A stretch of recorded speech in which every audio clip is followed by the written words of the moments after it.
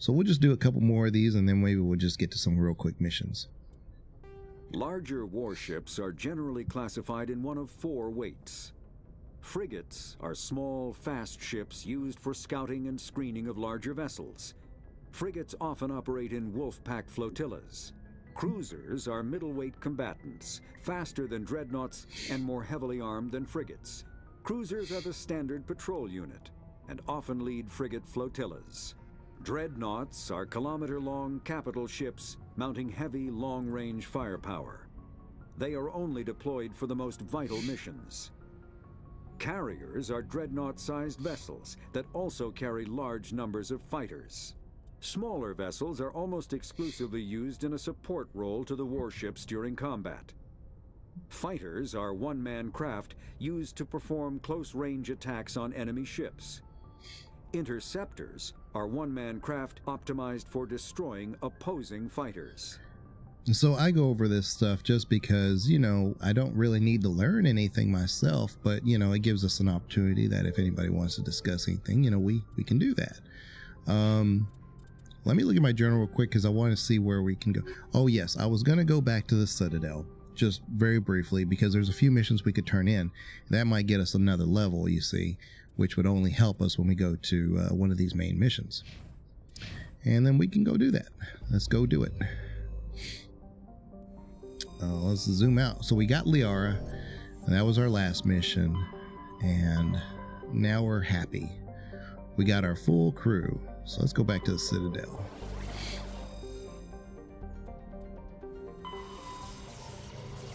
There we go.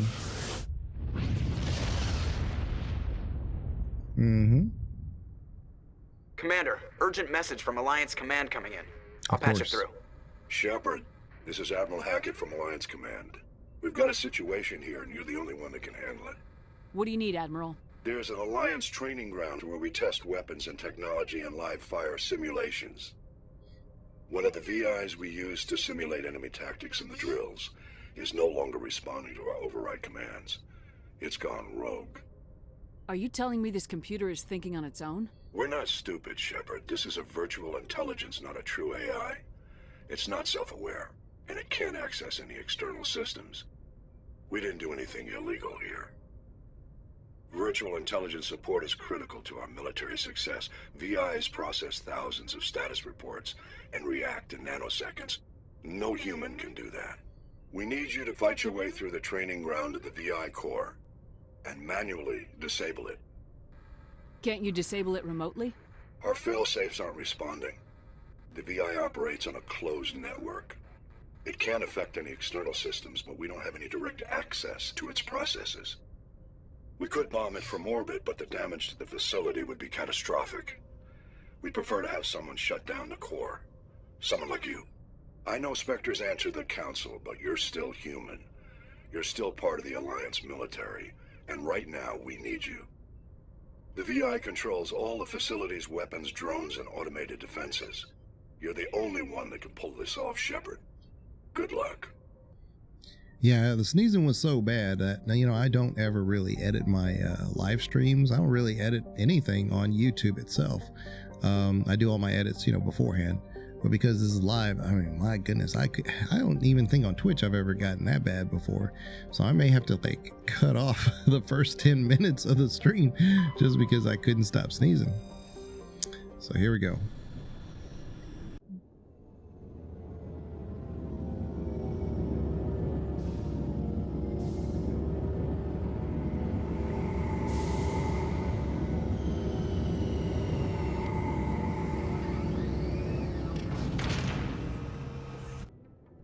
There we go. All right, let's go. Now, who do we bring with us? Let's see here. It's going to be mainly for entertainment purposes. So, we could bring Garrus and we could bring Rex, maybe. Maybe they'll give us some comedy. Well, no, we got Liara now, so we probably need to bring her so we can level her. Let's do that and Garrus. Let's try that. Equalizing interior pressure with exterior atmosphere. Logged. The commanding officer is ashore. Exo Presley has the deck. Okay. Oh, it's this guy. We need to have enough Paragon to get this conversation going if we want a Paragon run, but to me it's not that big of a deal. You know, I've done this several times, so I'm not too concerned about it, but you'll notice we only have 3 bars of Paragon. That may not cut it. So he'll inspect this ship, and the good thing about having a certain, whether you're Paragon or Renegade or whatever you choose, once you start down a path, you can get more points based on your conversation points that you open up. Well, if you don't have them at all, you can't really use them. You don't even have access to them. They're grayed out. Well, in the meantime, since I'm here, let me do Liara. Let me get her the sorry scientist thing going. Now, she is a true biotic, and I may just leave her as my true biotic. So if in the future we don't really take Rex, and let's say we take, I don't know, Ash or something, or maybe a combination of Garrus and, I don't know, Liara, or Liara and Ash or something. Well, I might want to up her first aid, so that way she can kind of help us out when she's in our party. But I don't know how often I'm going to be using Liara in here. I do think she's going to be very valuable, but I don't know how to use her just yet with the tech. Me and if we have Garrus and, or, you know, Rex, of course, is a biotic himself, but he's only half biotic, and he mainly just uses it for the barrier. I'm not going to give her any electronics because that's kind of pointless. They're all kind of locked up with me. Let's do warp again. I guess I need singularity if I'm being truthful here. Yeah. Singularity is really going to be a great CC. Advanced throw.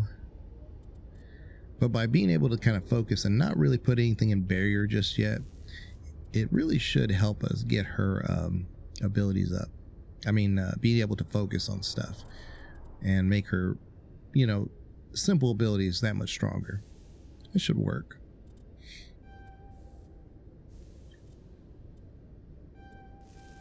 Yeah. Okay, so let's do a little bit more in first aid. Okay, so let's go just down the whole. I guess we could do one in lift. We don't really have to do much. Yeah.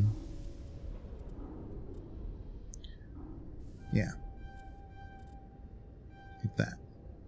Looks pretty even. I think we can work with that. Okay. And, ooh. Oh, so Garrus has a couple points we can spend. Okay. I didn't know that. I really wish I could get rid of his decryption now, because I have it all on our character. But, and I wish I could get rid of first aid now too. Okay, assault training. Yeah, okay. And there's our Kara Shepard, who is an engineer. And this is what I was able to do. Focus entirely on electronics. Focus entirely on decryption. Focus entirely on charm, and our engineer, and our Spectre training. So, I don't need barrier as of right now. I mean, technically we're a tech person, so the barrier really shouldn't be an option, but it is. But I am not going to put anything in dampening at the moment. I'm not going to put anything in first aid, because I'm going to give that to the people we're with. So having Liara and or Garrus or Ash or somebody like that should be like pretty valuable.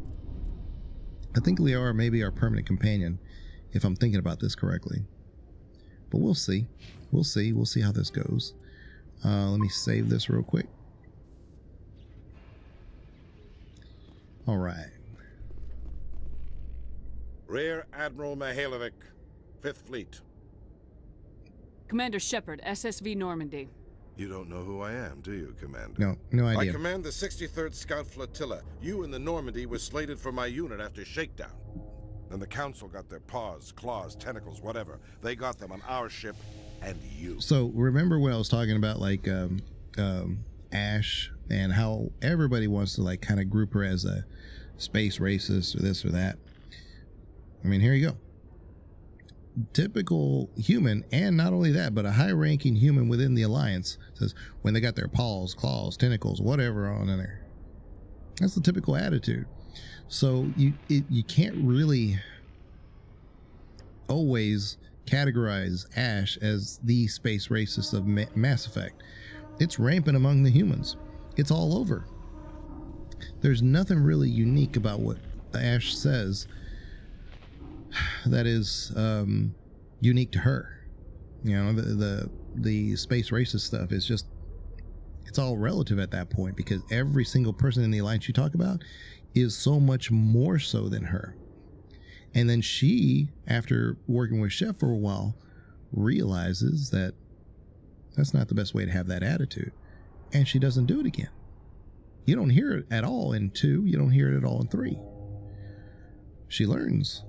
So I don't really care for the whole bad mouthing of Ash, because I think it's just taking a small snippet and then just making it a little bit bigger than what it is. Because yes, you can criticize her for what she says. You can't take that back. She's got to own it. But she makes up for it quite a bit. She saves the council, or helps Shep save the council if that's the direction you go. You know, and she doesn't regret that at all, one bit. Her allegiance is to the Alliance, and that's why in 2, when she shows up, she wants to stay with the Alliance, not with Shep. Everybody else always wants to be on Shep's side. She's not against Shep, but she is Alliance first. And when she is stationed on the planet to, you know, for that planet protection thing they were trying to do, the Alliance was trying to do and kind of failed, she doesn't go with Shep when that's over. She stays to help the Alliance. And that's very important, you know, because everybody else, Garrus, Liara, any of them, they all hop on and say, yeah, Shep, if that's what you need, I'm with you 100%. I mean, you can ask, hey, Ash, why don't you just join me? She's like, nope, I don't know you anymore. Because are you really Shep? I mean, you're wearing Cerberus colors. You're in their ship. She's Alliance, and you got to kind of respect that. But in the Alliance, you have this kind of attitude. It's pretty rampant. They're very much the xenophobes, and you know, it's not right. It's not, you know, whatever. But I wouldn't say Ash is a extreme version of that. In fact, she's so low key compared to even the common human in the Citadel that you run into. I still serve the Alliance, sir. As a Spectre, I can advance our interests to the Council. You still know what color your blood is, Shepard? See? I don't begrudge the politician's decision to throw you to the Council. It's an opportunity. I do begrudge this over-designed piece of tin, though. The Normandy is a fine ship, sir. She's served us well so far. It's a gimmick, Commander. Useless in a stand-up fight. This experiment diverted billions from our appropriations bills. For the same price, we could have had a heavy cruiser. But no, we had to make nice to the Turians, throw money at a co-developed boondoggle. I'm here to make an inspection, Commander. Normandy is an Alliance warship. I intend to see she's up to snuff. We'll see. We'd be honored to show her to you, Admiral. We'll see how it I'll goes. Just bet. Wait here. I won't be long. All right. Let's see how he does. Commander, I'm not happy. I'm sorry to hear that, sir. Who designed that CIC? Putting the commander aft of everyone else is inefficient. What if he needs to discuss with the operators toward the bow? You see how like the Renegade is grayed out, but we have some, so that'll give us an extra point. Modified Turian style. They prefer commanders looking over their subordinates rather than in the middle of them. We wanted to see how effectively they can command with that setup. Reasonable goal, but they should have studied that in a lab rather than on a frontline warship. I had to shake my head at that drive core of yours. 120 billion credits of element 0 to make this thing able to move without giving itself away. You realize we could make drive cores for 12,000 fighters with that money? What good is it to hide for a few hours anyway? Useless. Useful. We can loiter in an enemy system and monitor traffic, or drop infiltration teams on enemy worlds. Normandy could be more effective than the Solarian STG. Maybe. But that's not the job of a proper warship. We're supposed to find and kill the enemy fleet, not count how many times their garrison goes to the bathroom. And we need to talk about your crew, Commander. Krogan? Asari? Turians? What are you thinking, Commander? You can't allow alien nationals free access to Alliance equipment? So that's very similar to what Ash was saying. But Ash came from a very different perspective. She explained what she was saying. She says, look, this is the most technologically advanced warship in the Alliance. It is an Alliance vessel. You don't see like humans or Quarians running around on Turian vessels. You don't see it. You don't see them running around on Asari vessels. You don't see it. And not because they're not allowed, it's just that that's not their branch of the military. So to have them in the most sophisticated piece of equipment that the Alliance has, it is questionable. But again, because of Shep, they're going to say they're allies, and it's true. And if you don't have the ability, you just say sorry, or not my call, or you assume I have a choice. You could say all those things. And this would get you a renegade point too, even though it's grayed out over here. That's my choice to make, in which you give him the answer. But we can just say they're allies and gain another, some more Paragon points.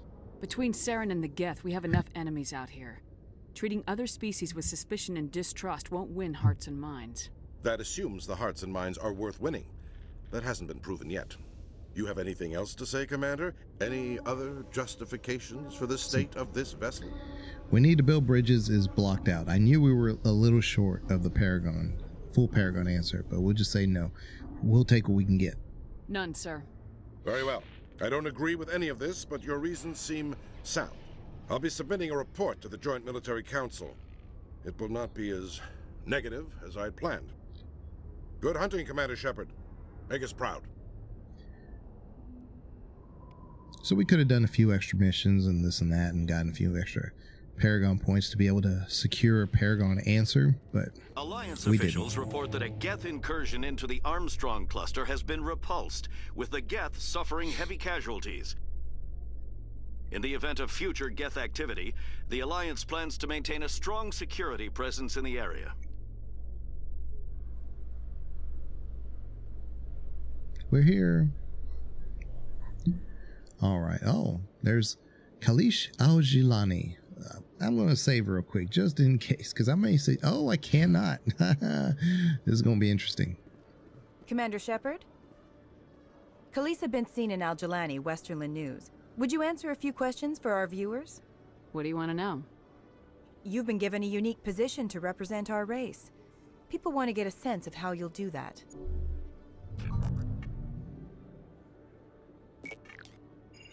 Humans have been trying to get the respect of the galactic community for 26 years.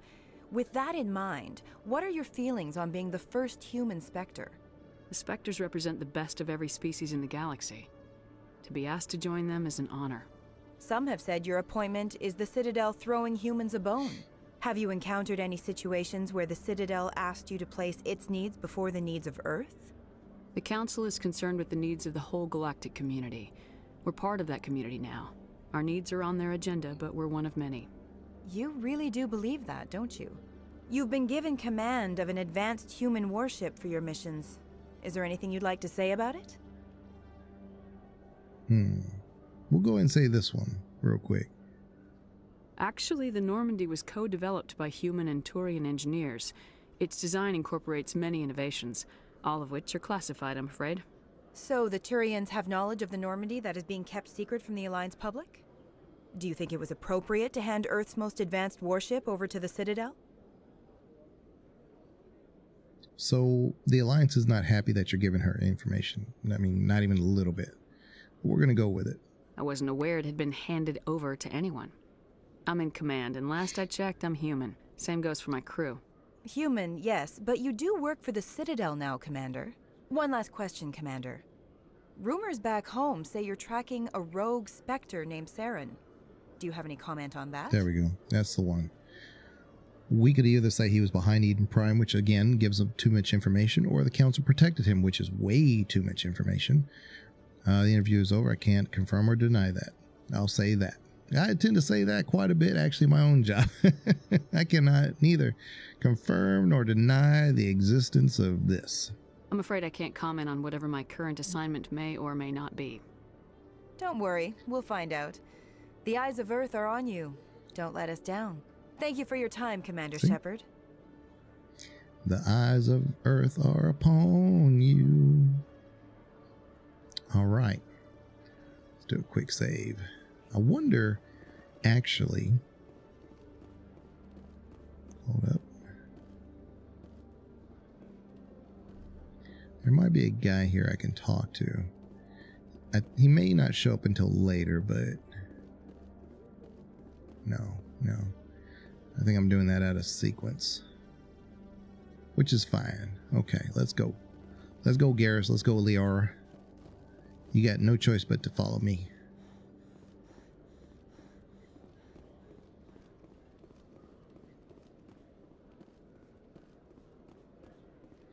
Alright. Let's go up to...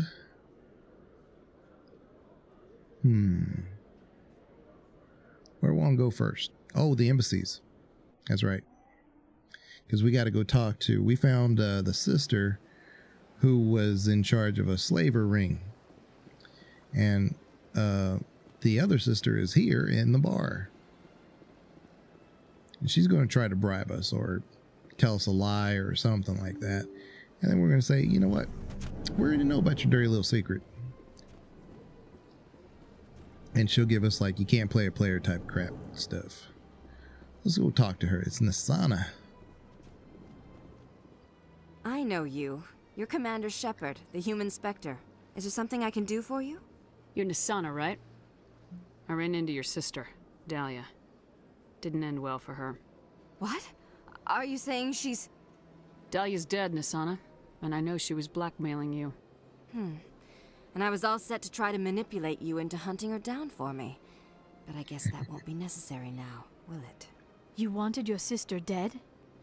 If people found out my sister was a criminal, I'd be considered a security risk. They'd revoke my clearance, or place me on administrative leave until she was apprehended. I shall transfer a little something into your account as a token of my appreciation. I'm sure you'll find the amount satisfactory. I've got a better deal. You're a diplomat on her way up the ranks. Could be handy to have a Spectre who owes you a favor. You make a good point. Anyone can come up with credits. But I can give you authorization to purchase prototype Asari mods. I will get you added to our manufacturer's preferred client list. I think you'd be very interested in what they have available. Goodbye, Shepard. It has been a pleasure doing business with you. Thank you. So we got 7,000 credits and some XP. And this is what I was talking about. I just wanted to like turn in some of this stuff because definitely, and I think I've already got this guy. There's only like 2, I think, keepers that I haven't tagged. But soon enough.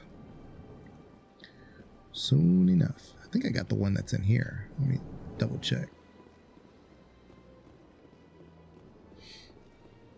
Yes, we got him. If they're hiding anywhere, they're probably down in the wards. I can take a look at our journal.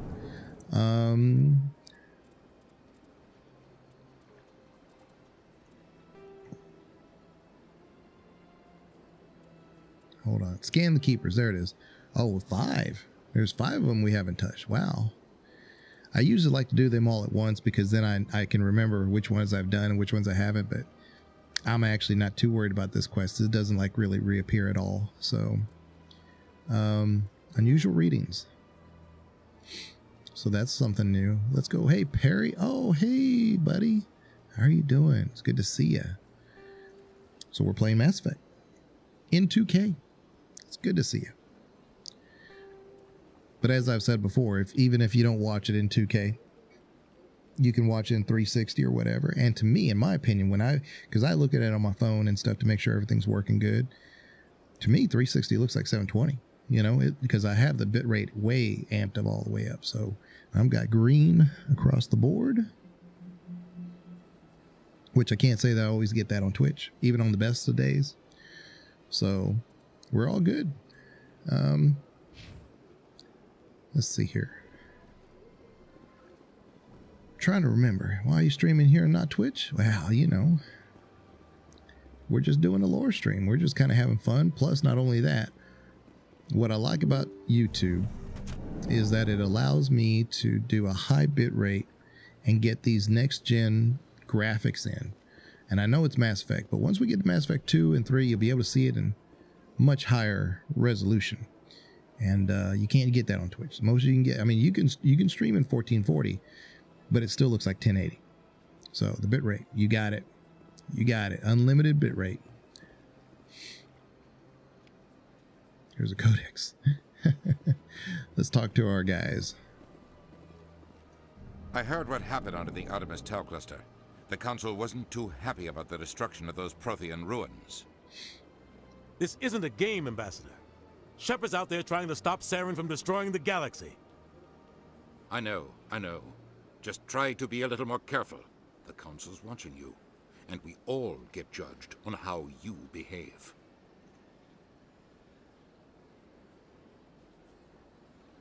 And it's because of this, like, I've had a feeling if I play Red Dead after we played on Twitch, that's what I was going to do. I was going to announce that, by the way. I've been dying to play Red Dead again, but I think I'm going to do that after KOTOR. I had a KOTOR. I was streaming KOTOR yesterday on Twitch, and I got about almost, I think it was at 4 hours, maybe right at 4 hours, and I had to stop because the battle on Dantooine had a game-ending bug I couldn't get around, so I'd have to do the whole thing all over again. I didn't want to do that, so we'll just pick that up on Tuesday when we do KOTOR again. But when we get done with KOTOR, I think that's what we'll do is Red Dead, because to me it looks good on Twitch, because I wouldn't call it next gen graphics, but they're definitely pretty good. Yes, Commander? How are you holding up? Honestly, this isn't how I pictured my career coming to an end. Pushing papers really isn't my thing, but you're the one who can stop Saren. I believe in you, Shepard. If that means I have to step aside, so be it. Yeah, it was the battle on Dantooine, and then I got past that first wave, and then it tried to go to cinematic, which it did, and then when it came out, it just nothing happened.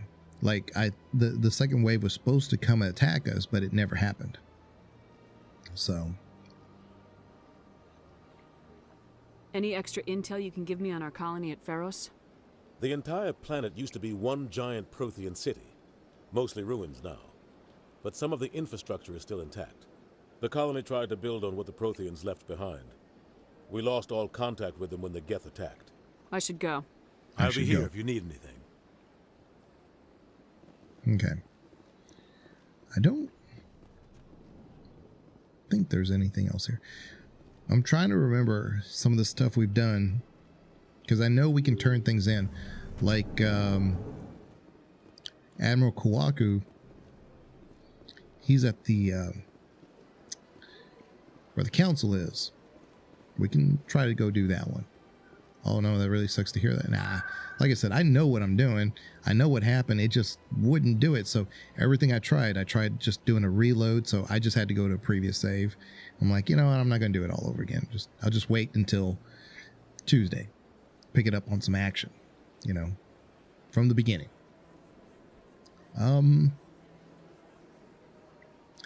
Let's first go to the Citadel Tower.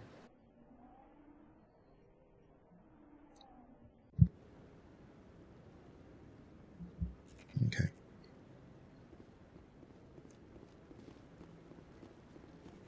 We want him. No, I'm waiting to speak with one of the council. Sounds good, yeah. Commander Shepard, isn't it? My name is Admiral Kahoku. Is there something I can do for you? You sent a recon team out into the Artemis Tau cluster? Yes, that's right. They went missing a few days ago. I've been trying to find out what happened to them, but I keep getting the runaround from Alliance brass. Do you know something about this, Commander? I'm not sure how to tell you this, Admiral. Your men were killed by a Thresher Maw. A Thresher Maw? That's not... My men wouldn't just stumble into a Thresher nest. Not the entire unit. Somebody lured them there with an Alliance distress beacon. Placed it perfectly so they'd land right beside the Thresher nest. Damn it. I had a bad feeling about this ever since my team What mic do you have? An Alliance This beacon used as bait. is my unit a wiped out, and nobody seems to know anything about it. Commander, I deity. appreciate what you did. Now I need to do my part. The families of those Marines deserve to know why they died. So deity is spelled D-E-I-T-Y. And it is a VO, as in October. V as in Victor. VO 7U umbrella. So VO7U, and it is an amazing mic. I mean, for me it is. There are definitely better mics out there, but I think for the money and for what you get, and you know, it is a dynamic mic. I've tried to clip this thing. I can clip it, you know, when you talk too loud or something, but it's hard. It's hard. I mean, pretty much once you have if your volume is okay in OBS as far as the meters go and stuff, it's impossible to clip. It just works great, and it's a USB. So you know they have those dynamic mics that are great. How does connect to your PC? Yeah, USB. And that's why I really, really like it, because although you can get like better sound signal through, one of the actual bigger auxiliary ports, this is just easy. It's just easier to just plug it in and you're done. You're good. You don't have to do anything else. You don't even have to set up a driver. It doesn't need it. It doesn't require it. Now, one thing on my particular computer that's different is that I always have to, on every reboot, I just have to unplug it. Right here, there's a little plug for where it plugs in, and plug it back in, or you can do it from your PC, whatever. For whatever reason, it sees it, but it doesn't want to. I don't know if because it doesn't want to see it as a microphone specifically, but yeah. But it's just a real simple fix, and that's all I do is just unplug it and plug it back in. That's it. Or you can just have it unplugged, and then when you restart, after it restarts, just plug it in. You know, it's just one of those things.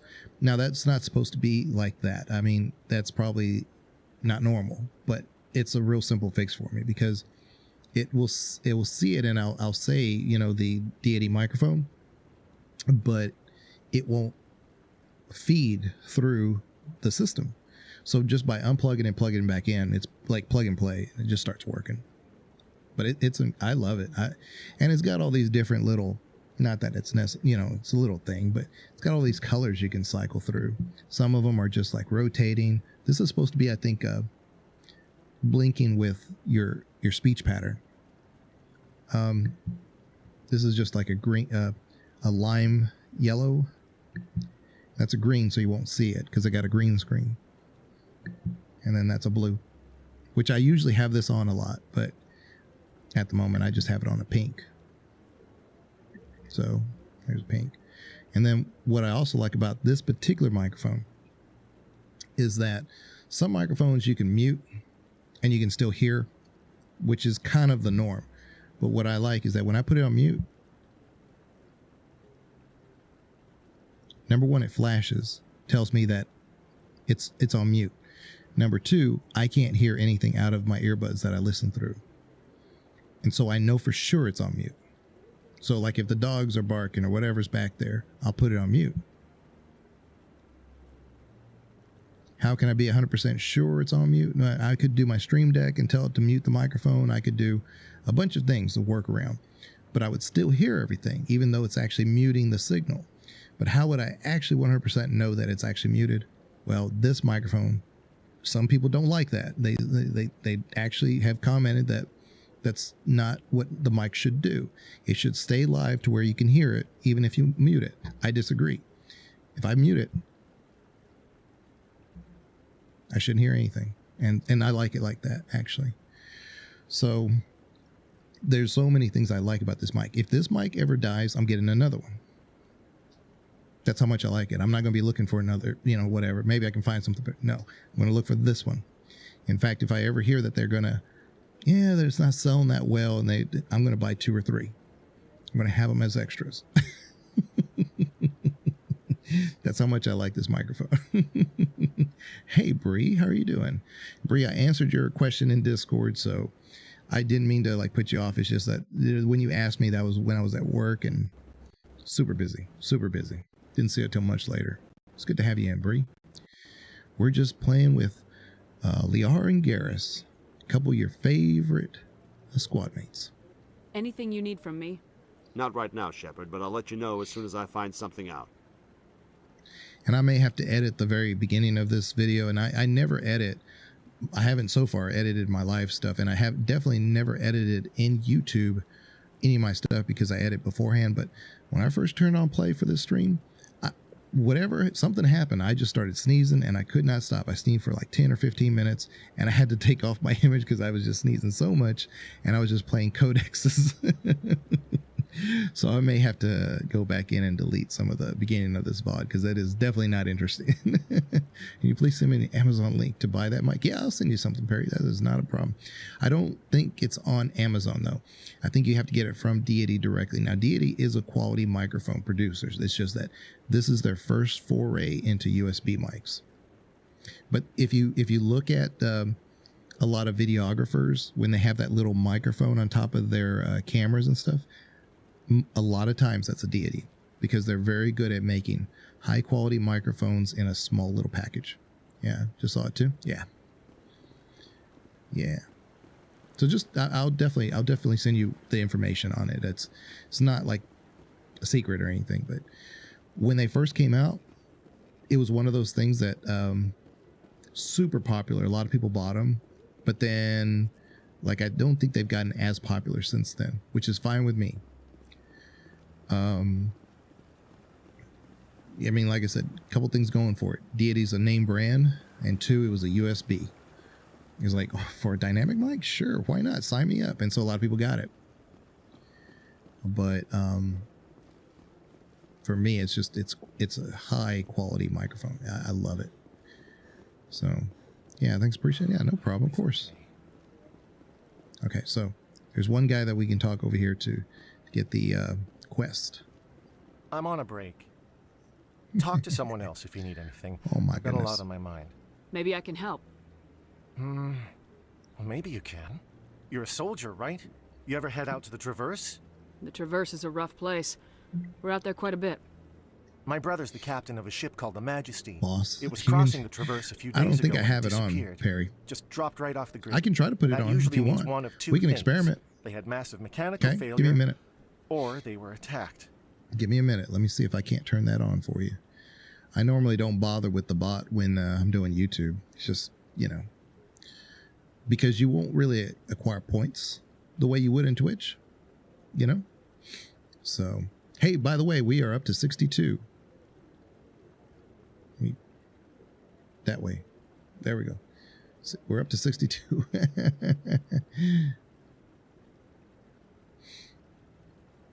Because it'll tell me that the moderators are, it'll give me the whole list of moderators but they're all Twitch. So I don't really know if it'll work. You can type in boss again, see if it'll work, because I have it on now, but I couldn't guarantee that it actually works. So, attacked? Any idea why someone would attack them? Privateers, slavers, mercs looking for an easy score. There's a lot of nasty sorts out in the Traverse. I won't give up on my brother. Not yet. I've got the coordinates for the last transmission from his vessel. And of course it would, I mean, I can try to help you out because there's a timer on it. It won't tell you right away. But we'll just see. I mean, like I said, it should work, but I do have to integrate some stuff into the YouTube. And that's why I don't really want any of those scrolling when I'm live, because they just don't work the same in YouTube as they do in Twitch. So, yeah. Anyway. What kind of ship was it? Don't let the name fool you. The Majesty's just a small trading vessel, only a handful of crew. but he kept it in good condition. I don't think mechanical failure is too likely. But they don't have any real weapons or shields. If anyone did come after them, the Majesty'd be a sitting duck. What's in this for me? I can't afford to pay you anything.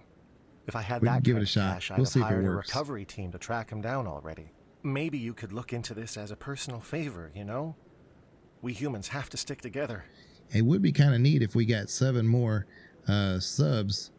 I'm trying to point the right direction. There. Right there? I can't do it. It's like I'm on the right side for once. See, because not everything is flipped. Like you can see the N7. I'm trying to do this, but I can't seem to get it right. Anyway, there we go. That way.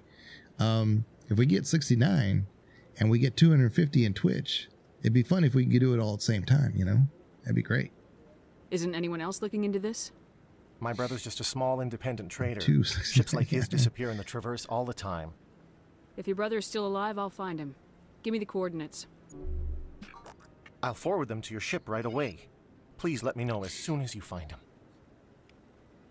Yeah, there was a thing in that they had in the little extensions that would show like goals and stuff, and one of them was like, you know, YouTube, and I had the YouTube subs, but it would never update. And I looked into it, and it's just not designed that way. Like I said, YouTube's design, the extensions are just so different than Twitch. They haven't really done anything with that stuff, so you have to kind of like do workarounds. And so that's why mine will update automatically now, both in Twitch and YouTube if we get a new sub in YouTube. Oops. But it just won't do that if you just hit the extension and just try to make it work. Many colonial You have to do a few investors things. are pulling their support for future projects. Proponents of expanded human colonization insist that Eden Prime was an isolated case. Nevertheless, colonist enrollment has dropped sharply. Many colonial proposals are on hold until backers have some reassurance that human colonies will be adequately protected.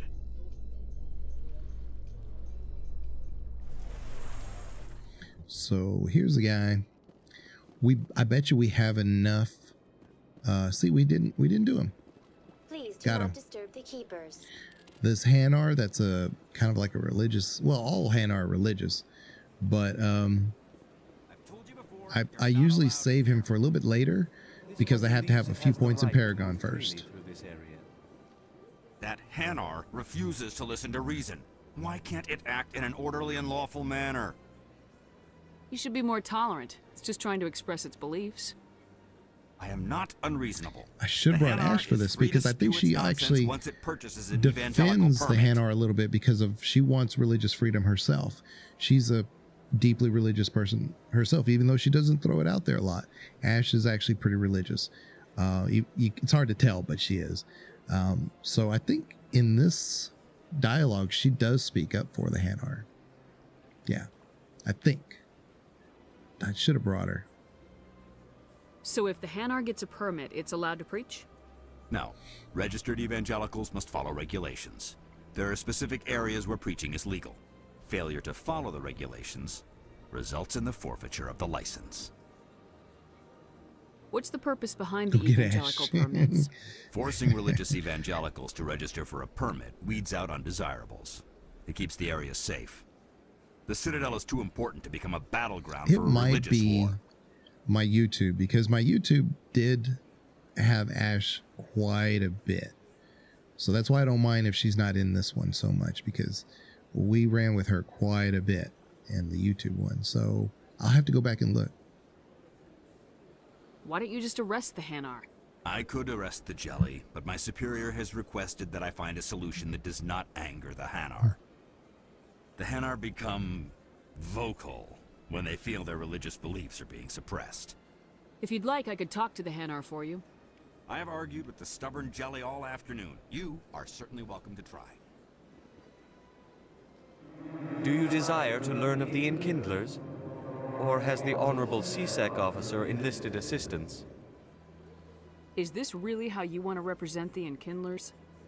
The truth of the Enkindlers must be made known.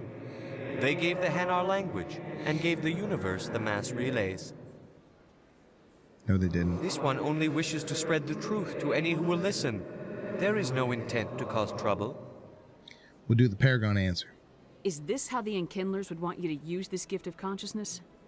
The Enkindlers would wish for their message to be spread to all sentient races. The Enkindlers wouldn't wish their message to be spread by breaking society's laws. This one hears wisdom. Perhaps enthusiasm has clouded judgment in this matter. This one departs now, and will not intrude upon the Presidium again. So we got 8 Paragon. So I think you need 2 blocks of Paragon. We have 3.5. I think you need 2, maybe 1.5 to get all those answers. It's just that I do know that if you just, because we're right here and we're so close to where we start from when we first come out of the Citadel. I mean, not the Citadel, but the embassy area. Yeah, Preach at Legion. Preach at Legion, yeah. When you come out of the embassy, you don't have any Paragon, none. And so you come out here and start wandering around, you start talking to these people, you miss out. So you have to do a few things, not in order, but if you do want a Renegade or Paragon, there is a way to kind of maximize that. I see the Hanar is left. Thank you. Happy to help. Here, for your assistance in this matter. Now, if you'll excuse me, I should report to my superiors. All right. So there you go. We got some Omnigel and a whole bunch of XP. So I'm going to go down here to the wards real quick because, yeah, I guess we've done him. Because there's a couple people we can talk to real quick. And we can tickle a couple more keepers. And I'm trying to remember. In other news, Exogeny Corp is still denying reports Then we'll that go one do of their some more survey missions. teams has gone missing in the Hades Gamma Cluster. When asked why communication with the survey team was suddenly cut off last week, company officials refused to comment. But yeah, also YouTube, no ads. It's nice. YouTube does not stop content, live content, for ads. Hey, you're the Shepherd kid. Yeah. So this is unique to a background if your parents were also in the Alliance. This guy right here. Nope, the thing isn't here yet. Okay. This Zabaleta, he is, does this Mass Effect have the same elevators? Yeah, it does, but in Legendary, you have the option to skip the elevator. Because they were supposedly like just basically a bridge for loading screen stuff, but you don't need that in this version. So they went and kept it, but you do have the option to work around it. Hey, you're the Hey, been a long time, huh? I'm sorry, do we know each other? Well, I guess you don't remember me. Lieutenant Zabaleta? I worked with your mother. See. We served on the carrier Einstein. Well, that was 12, 13 years back, though. You were just a kid then. So you don't get this option if you select a different life path. Like if you said you were a orphan or something like that, you won't get this option. I guess you're not in the service anymore, huh? You're retired, yeah. You know how it is. Times are tough for vets. They always are. I didn't see her much that tour. The ship was on patrol most of the time. Hey, call your mom up and ask. She'd remember old Zabaleta. She'd vouch for me. Look, I need a favor. I'm kind of short on money these days. I hate hitting you up for money, but a man's gotta eat, right? So, could you spare something? Maybe 20 credits. 20 isn't enough to get you back on your feet, is it? No. I'll just get a meal. You know. Okay. Yeah, it's not a problem. You're a good kid, you know that? Well, don't tell me I'm a good kid. You ever want to come by and talk, I'll be here. If you need it, you need it, you know? Can't afford a ticket home, right? Yeah, so we get some Paragon out of that, and There you go. And that advances the next thing where we can talk to Shep's mom, which I think is really pretty cool. It's kind of my favorite background because of all that. Your other backgrounds, they're just kind of there, and there's like, well, yeah, you grew up on these, whatever, and so it's just not much going on with those. But the mother in the Alliance is really neat. With all this exploration of Prothean culture, this must be like a survey for you, Liara. Our travels now are somewhat different from my normal excavations. I would prefer lengthier studies and fewer explosions. The loss of all this Prothean technology is just one more thing Saren will have to pay for.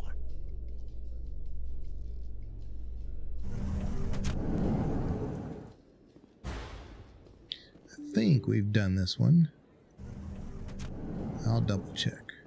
Oh no, we didn't. We got he's right here. I was trying to do him when we got Tali, and they didn't let me touch him. There is a mission right over here. We can do. Oh yeah, it's back this way. Well, we could do it either way. They both go to the same place. But yeah. Who are you gonna romance? So I haven't really thought about it too much. I don't really think about the romances too much unless you're male Shep.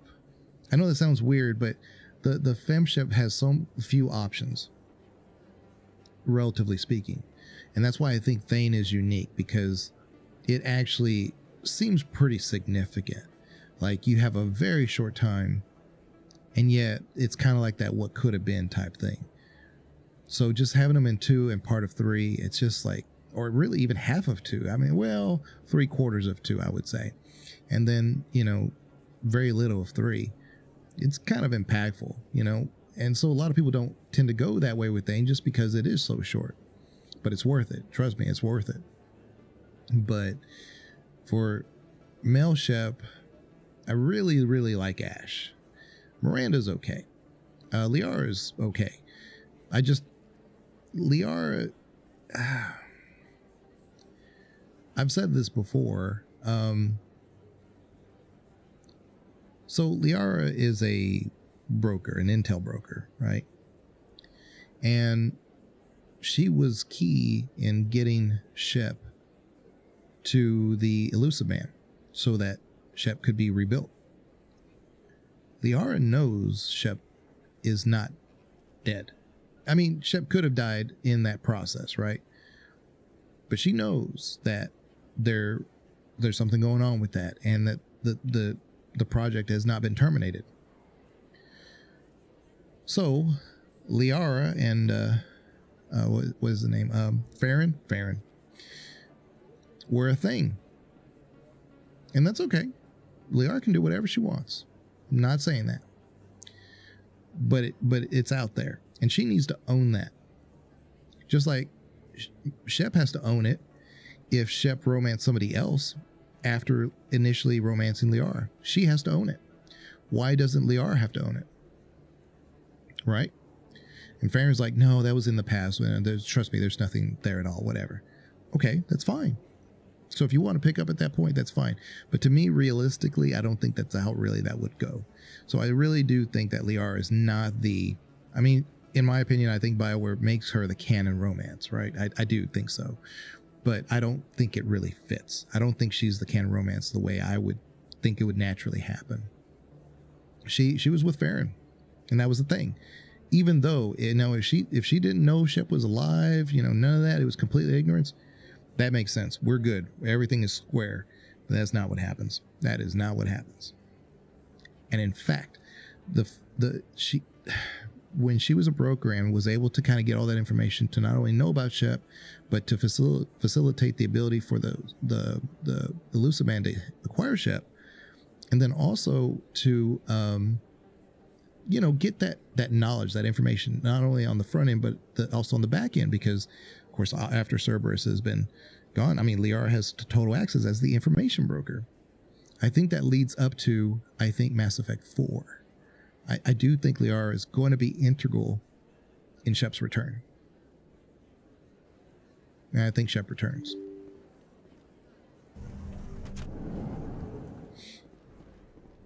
Personally. personally. I don't know. There's sometime with a little. I think we already did it. Oh, Ash isn't here. That's why. Commander Shepard? Hey, it's Emily Wong. Well, now we do like Emily Wong. Emily Wong's great. If we could romance Emily Wong, I probably would. And I really wish Emily Wong could have been the reporter in 3. That would have been so perfect.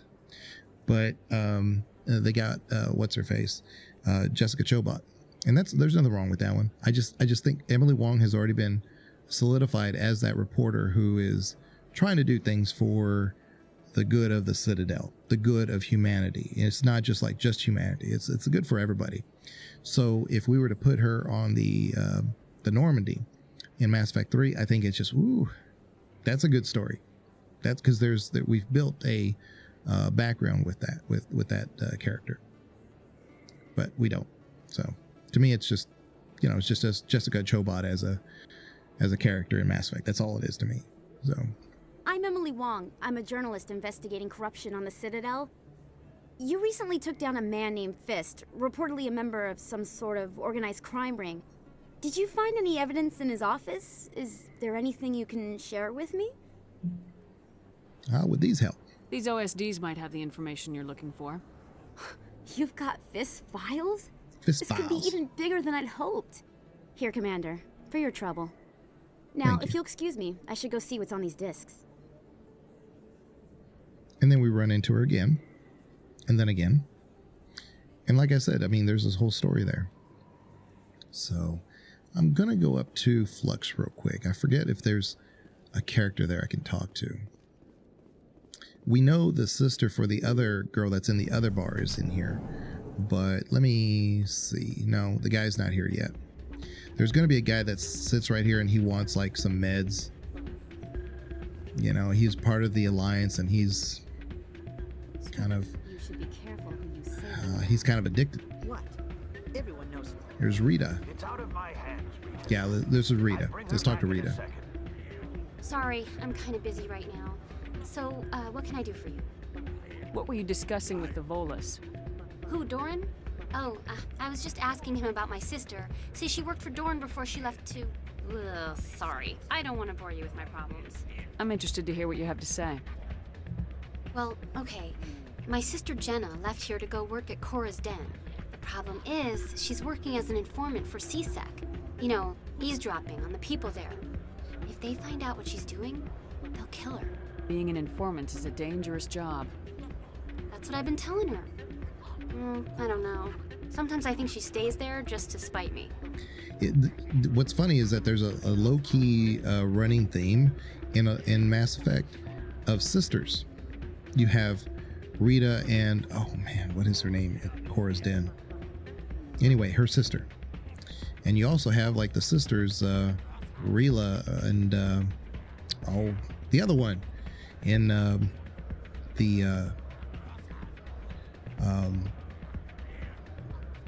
Samara's quest in Mass Effect 3. Forget the name of that planet. But anyway, you have Ash and her sisters. I mean, sisters are a running theme. You don't hear about somebody with their brothers. You don't hear about Garrus and his brothers. You don't hear about like Caden and his brothers or whatever. We don't even know if they have brothers, right? I don't think Caden has ever said whether or not he's got family, like, you know, siblings. I don't think he does. But it's very common to, and even the one we talked to at the bar just a minute ago in the council, in the oh my goodness, not the council, but it's the embassy, finally, the embassy bar, her and her sister. I mean, it's like a running thing. It's kind of weird that it's just about sisters. It's always like sister, sister, sister, sister.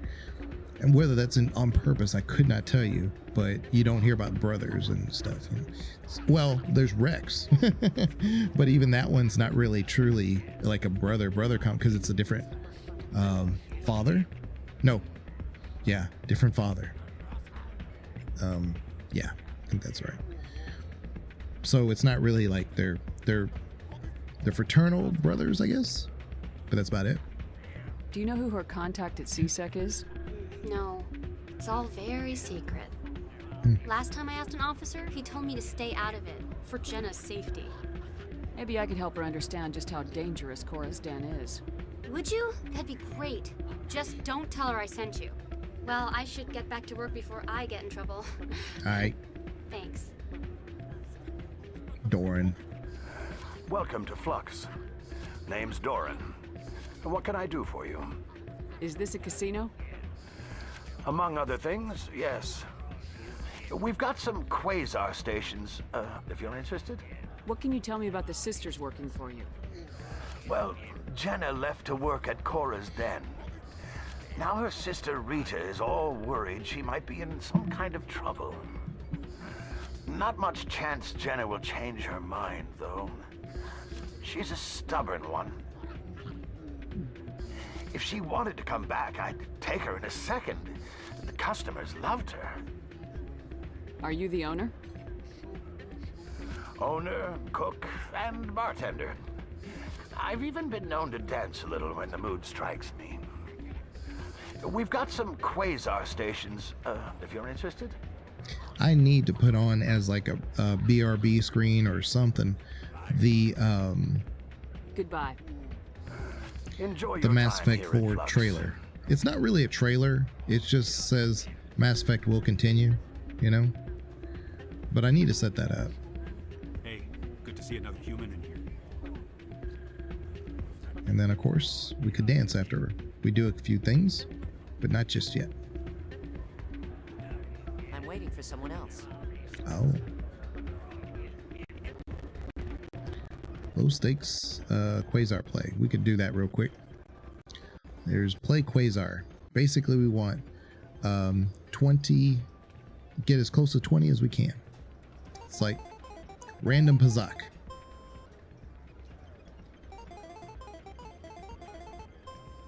Okay, so because we can get up to 20 and this goes to 1 to 8 or 4 to 7, it's kind of a narrower margin. It's safer to play this one, but we can get up to 8. We got perfect Quasar. Okay, so now we could do 4 to 7, minimum 4, minimum 5, minimum 6, so we would go over. But the bigger range, 1 to 8. You see? So it's like a 50% chance doing this one on the right and a 25% chance over here. So let's go with the statistical. If we want to just keep going, we would, if we stopped right here, we'd get 10 credits. But if we kept going and win it, I mean, 50%, it's not bad. Ooh, we went way over. So let's play one more time. Okay, so I'm going to start low. Okay, I'm going to start low again. Okay, now same thing. I mean, it's the same number. I'm going to do the same thing.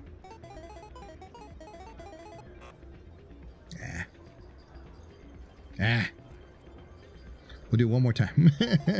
I want to win at least once. Let's do a high one. There you go. So let's do that one. There you go. So 30. It's not great, but you know, we got our money. Well, how much is it to play? Is it 20? I don't know. We'll see. Yeah. So overall, we lost 30. We netted a negative 30. So I'm here because there is a keeper we can tickle. Toot, toot, toot, toot, toot. And I think there's one left. You'll notice that there's this high stakes Quasar, and then there's this suspicious gambling machine. Let's hit it. I believe this machine has been tampered with, and someone is funneling credits to a private account. I will attempt to trace the signal. Okay, you do that, Liara. But that's why I came here, because if we're wandering around the Citadel, there's a few things we can do. And I don't think this patron says anything, but I do believe personally that he might be one of the ones helping the entity that establish that suspicious gambling machine thing. Place is busier than usual. That's what I choose to believe. He probably has nothing to do with it, but.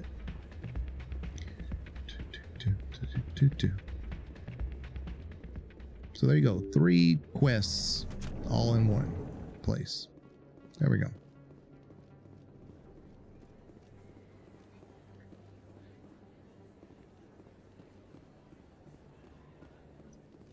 And this is one of those things that normally I would say, you know, you don't have to do all these things. But if you're going to be in this area anyway, why not?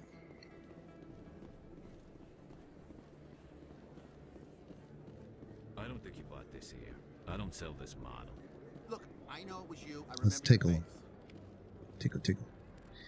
Yeah, the hot tub's more for the emote, which they don't have in Twitch and YouTube. Sorry, Perry. That's kind of why I wanted to turn those off, because they're just kind of confusing. It's like, that doesn't do anything. Hello, Earth Clan. No doubt you've just come back from the colonies. Will you be needing supplies? What colonies are you talking about? Oh, my mistake, Earth Clan. I assumed... It doesn't matter. Pharos? Noveria? Well, if you haven't heard of them yet, I'm sure you will soon. But it doesn't matter where you hail from. My goods are available to all. My goods are available to all who want them. Show me what you got. Most excellent. I am sure you will find something pleasing. I did sell a lot of my stuff before I even came to the Citadel, so we should be fine. But I want to buy his Elcos Combine license. There we go. We want this.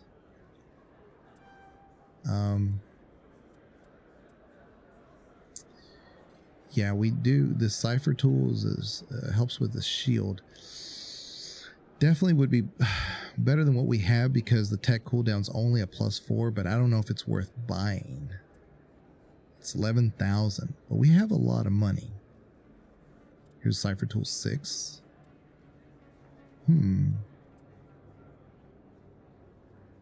Maybe.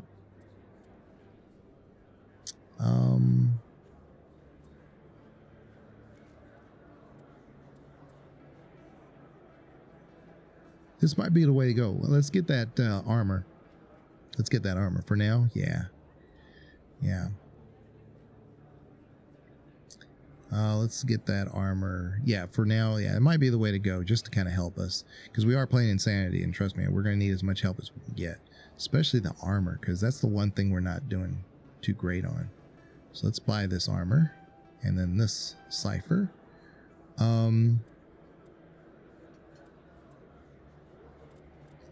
Ash will get the heavy armor. That might be good for her. But it's 76,000. I think I'll wait. We'll see where we're at with that. Here's Conrad Werner, everybody's favorite. Everybody loves to talk about Conrad Werner. Everybody. So here we go. So let's do this one. Oh, and I like it. I like the muted green look, or blue, or whatever that is. I do like that. And so let's change to this Cipher Tool. And then Garrus, let's give him this one. Yeah. Oh, and Liara, I need to look to see what she can wear. I do like what she's in, but no, that's probably the best thing for her. Looks gray to you? Yeah, it's a little grayish. Yeah. Her pistol. Yeah, we're gonna have to get her some better weaponry. This one. Where are we going next? Let's do this one. And then,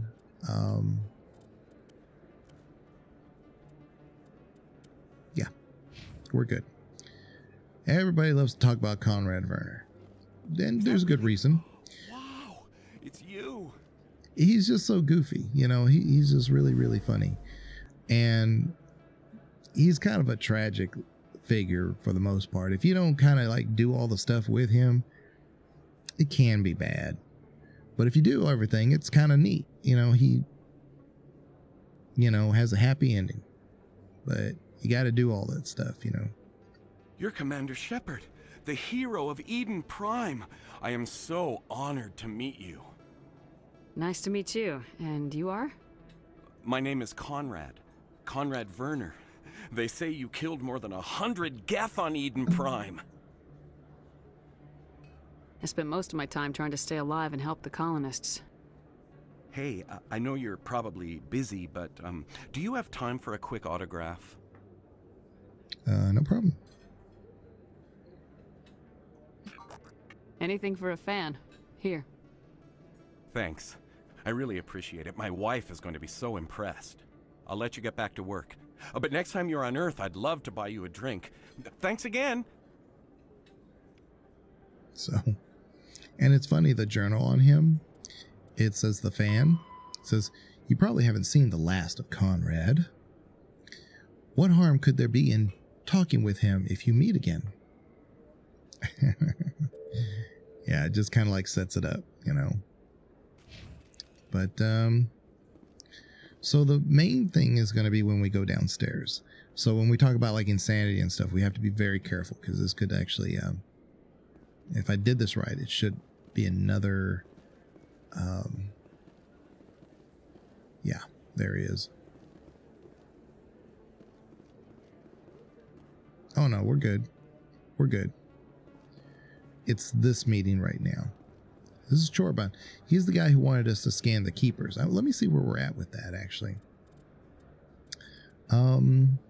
Scan the keepers. We're one. I'm always one short. I always am. And it's like, which one did I miss? Then I end up going all over the Citadel. And it's never the same one. It is never the same one. There's always like one that I just completely blanked out on. He may be in Cora's Den for all I know. Let me go check real quick. I got to go talk to Rita's sister anyway, Jenna.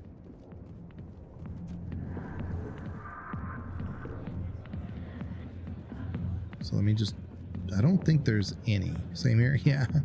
I don't think there's any keepers in here at all. Just, it's so funny that I don't remember. Yeah, no, there's none here. And like I said, it's a good idea to try to just do them all at one time because you'll have in your memory, you know, fresh what you have done and what you haven't. But I mean, I've separated this thing over the course of 3 weekends, so there's no telling. Sit down at the dance. Yeah, I will. Hi, I'll be with you in just a sec. I'll wait right here. Why do I get the feeling you're not here to order drinks? I need to talk to you about your work with CSAC. I don't know what you're talking about. Now, if you don't mind, I need to get back to my customers. This isn't a game, Jenna. These people are dangerous.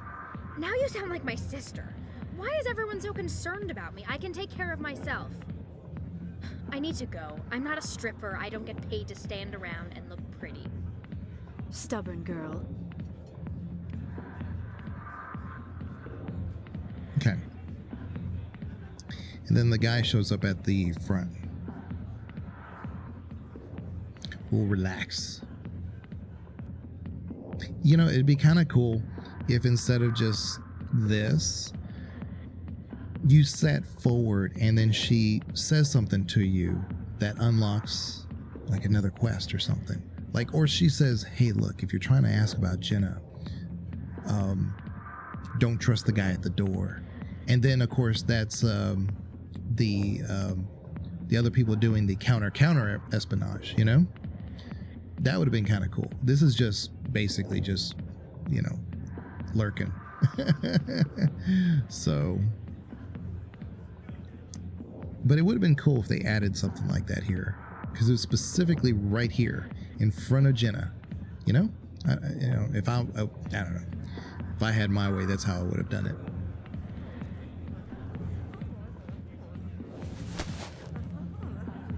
If you've got questions about Jenna, meet me at CSEC Academy.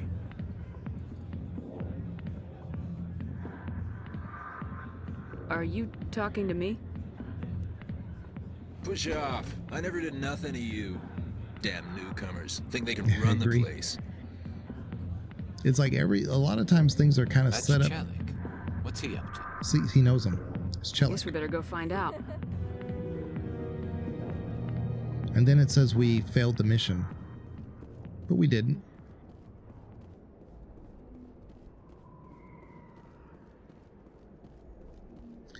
So. Okay, let's save real quick. Alright, let's talk to Chorban. Commander, I wasn't expecting to see you again. Is there something you want? You can start by telling me the truth, Shorban. I'm not sure what you're referring to. My experiments are... We're not buying it. Jalid told us you've been after him. You spoke with Jalid? Then you know about the data? No, but you're gonna tell me. Everything. You boys can go. You boys can go. Looks like my plans have changed. It's not as bad as you think, Commander. Jalid and I just got a little over our heads. Keep talking. The company we work for developed an experimental procedure for use in medical scanners. Jalid and I saw even more potential, so we stole the plans and secretly developed a tool to scan the Keepers. Can you imagine? A tool that can actually get readings from the Keepers? I wonder if that last keeper is behind the Hanar shop. You know, where the quest for the suspicious quasar machine leads to. I don't remember. But anyway. What's so special about that?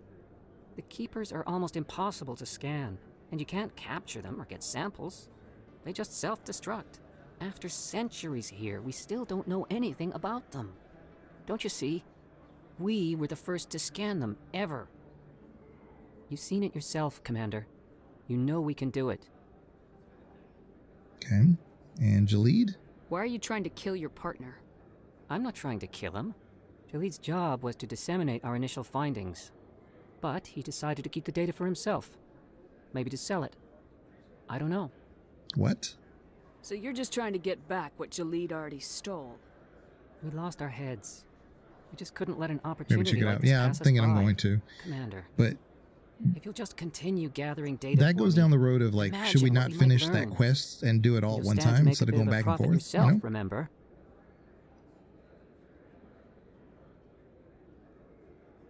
I suppose a little scanning here and there won't I hurt only got anyone. one more scan. Very good.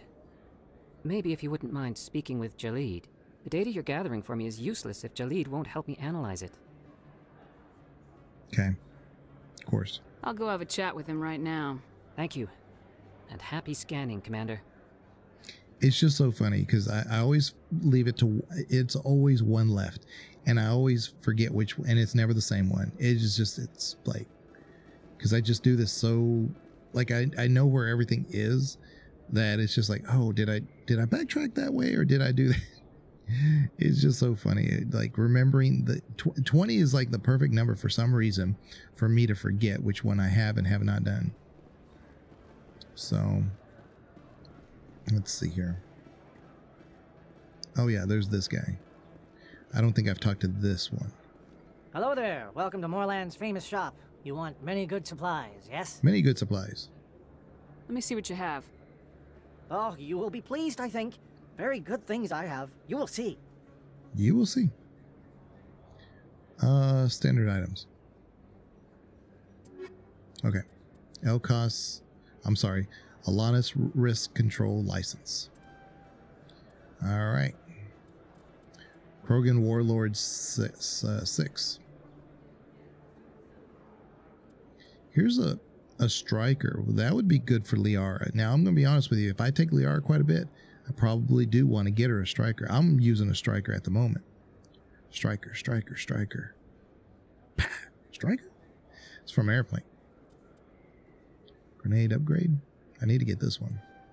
For sure. Yeah. Because I use grenades a lot in Mass Effect 1. Tons. I run out of them so fast. Yeah, let's buy this one. because I thought I'd run into another one by this point, but I haven't. So let's give her the striker. It's only one, but I think it's fine. Our character is using stiletto. That's what not the same thing at all. Not even close. Okay, so Liara, what do you got here? Yeah, see, and the Kessler's even better than what she's got. Jeez, I wasted all that money. Okay, well, that's fine. We'll just go back to this one.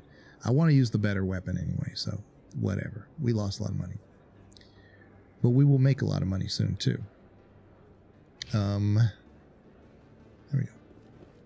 So let's go. Oh, I was going to look at the non-human. Hello there. Welcome to Moorland's famous shop. You want many good... Oh, you will be pleased, I think. Very good things I have. You will see. Let's look at the non-human stuff. Oh, okay. Yeah. Medium armor. Let's see, compare.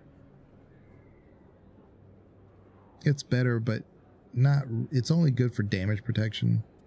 So... The Mantis is actually really good.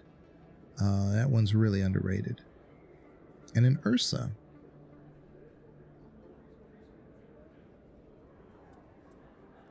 Yeah, the Mantis is the way to go. I guess it wouldn't hurt to buy that one for Garrus. Again, if we're going to be using him and Liara, that's probably the way to go.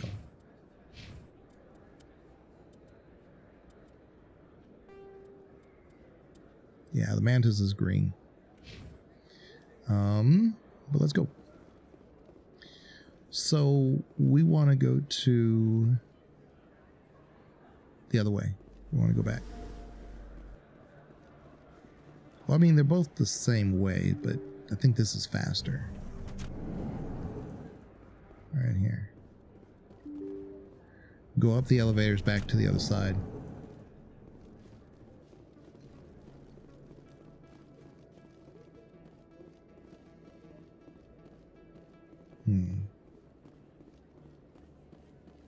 Might be able to do a few. Might be able to hit a few of these all at the same time.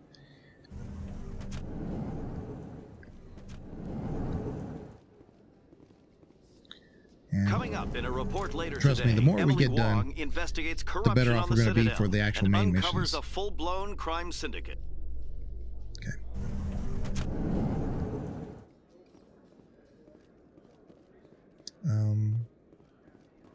Yeah, did him.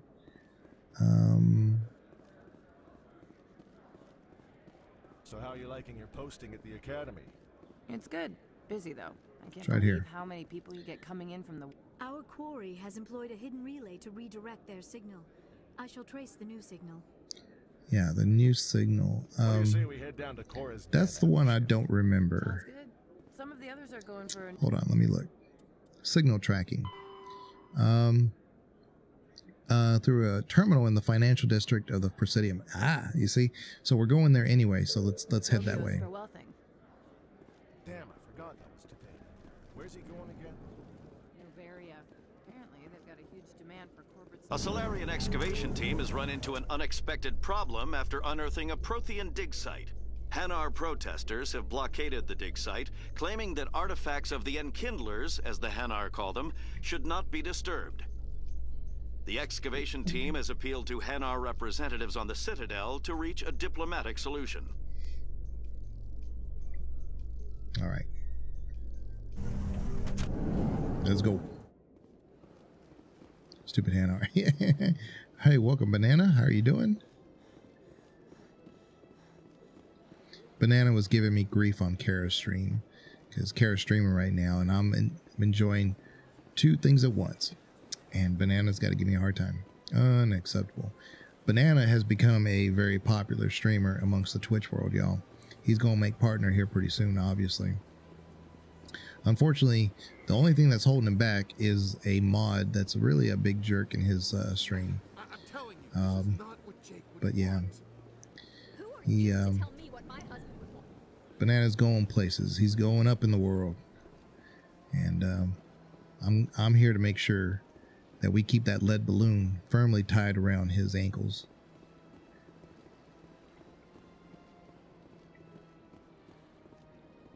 Here he is. Got him. I knew it. I knew it, Perry. See? Bam! I was absolutely overwhelmed today. Unfortunately, I could not help you too much. I was at work most of that time. And when I'm on my phone, there's not much I can do. You know? It's just not much I can do. Because I know what to do. I know how to do it. But unfortunately,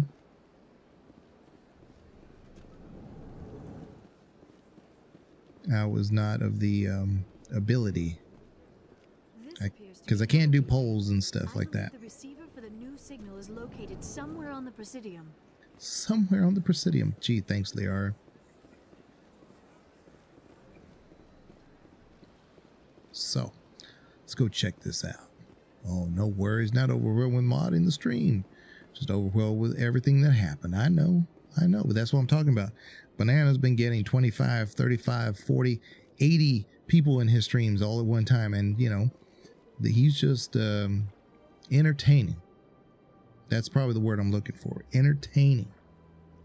And so, yeah, he's definitely going to be making partner before he even turns on a camera.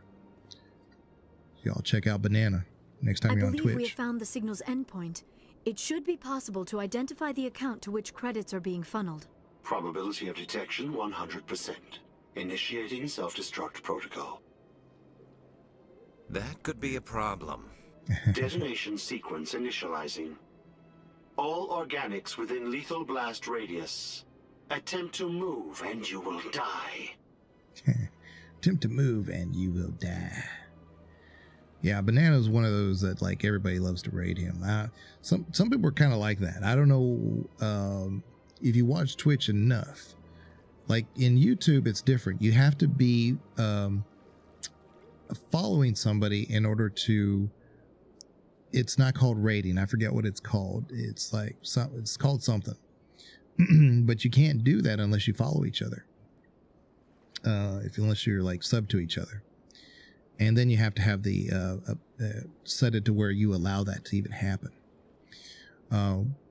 So it's just weird in YouTube when it comes to that. But in Twitch, there are some channels that just are prone to getting raided a lot, you know, and it's kind of like it's not really even a network thing. I don't know what to call it. It's just kind of interesting. There are just some channels that don't, you know.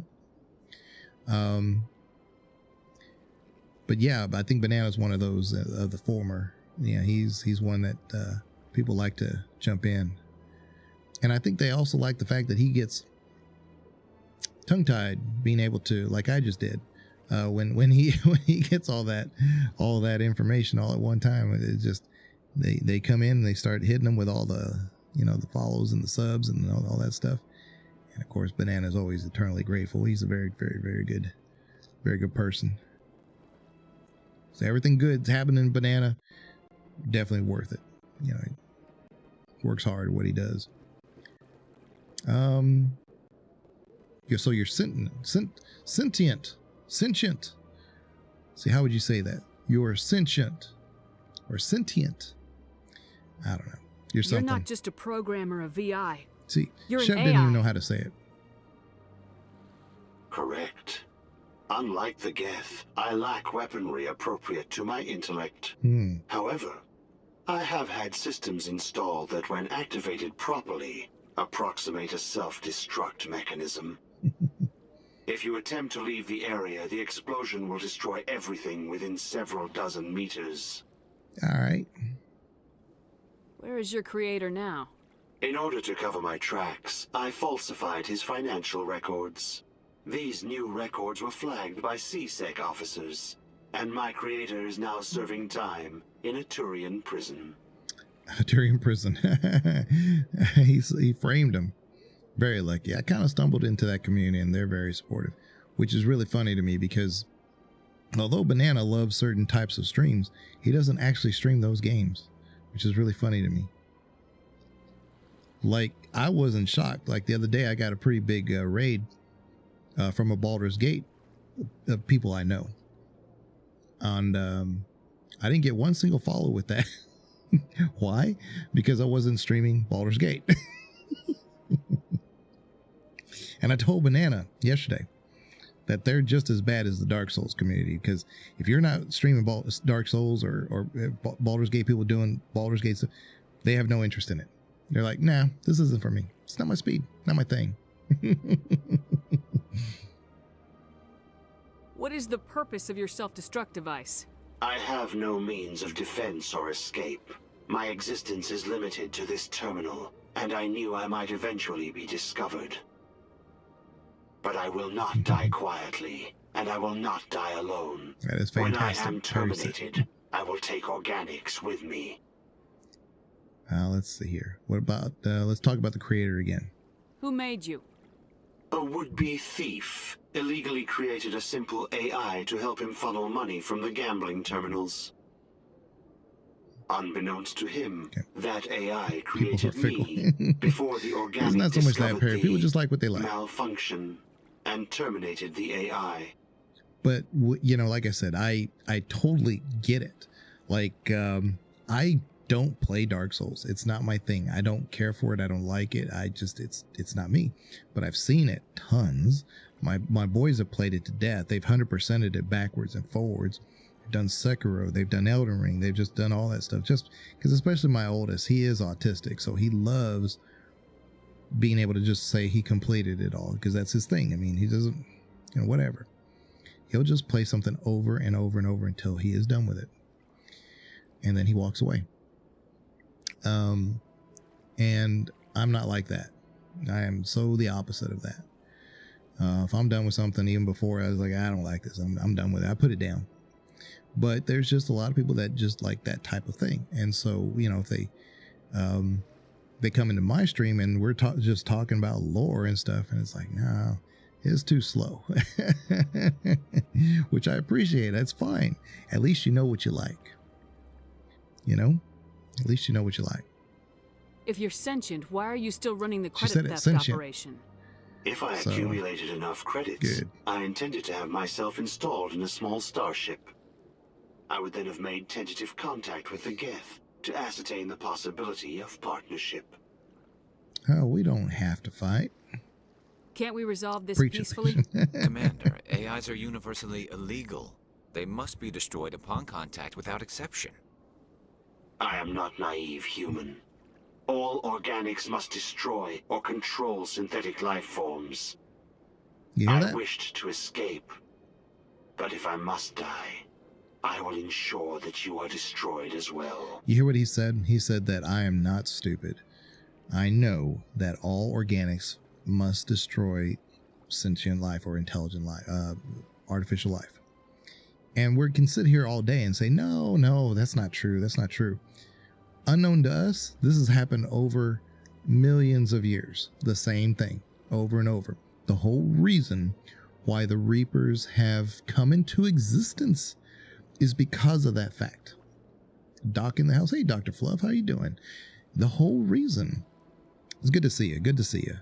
The whole reason why the Reapers were made, and I know this is a lore stream, so hopefully I'm not spoiling nothing for nobody, but y'all come in here. If y'all want to talk lore, we'll talk lore. But the Reapers were designed with that issue in mind, that every time the Leviathan species wanted to see a organic species rise up and grow and be uplifted, eventually they would make a AI, and that AI they would either turn on them or whatever, and then the organic species would be wiped out. It almost played out with the Quarians. It happens over and over.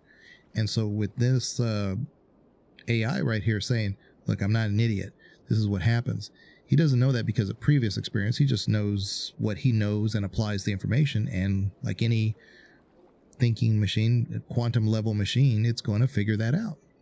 I mean, so he's not wrong. So yeah, like I said, we can talk all day, say, no, he's right.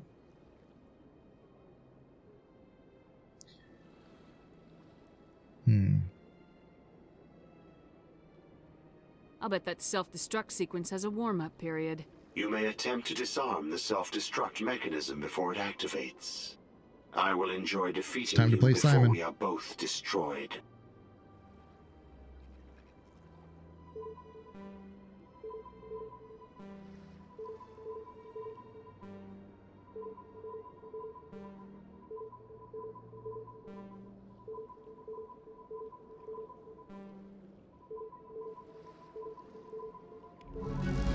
did it.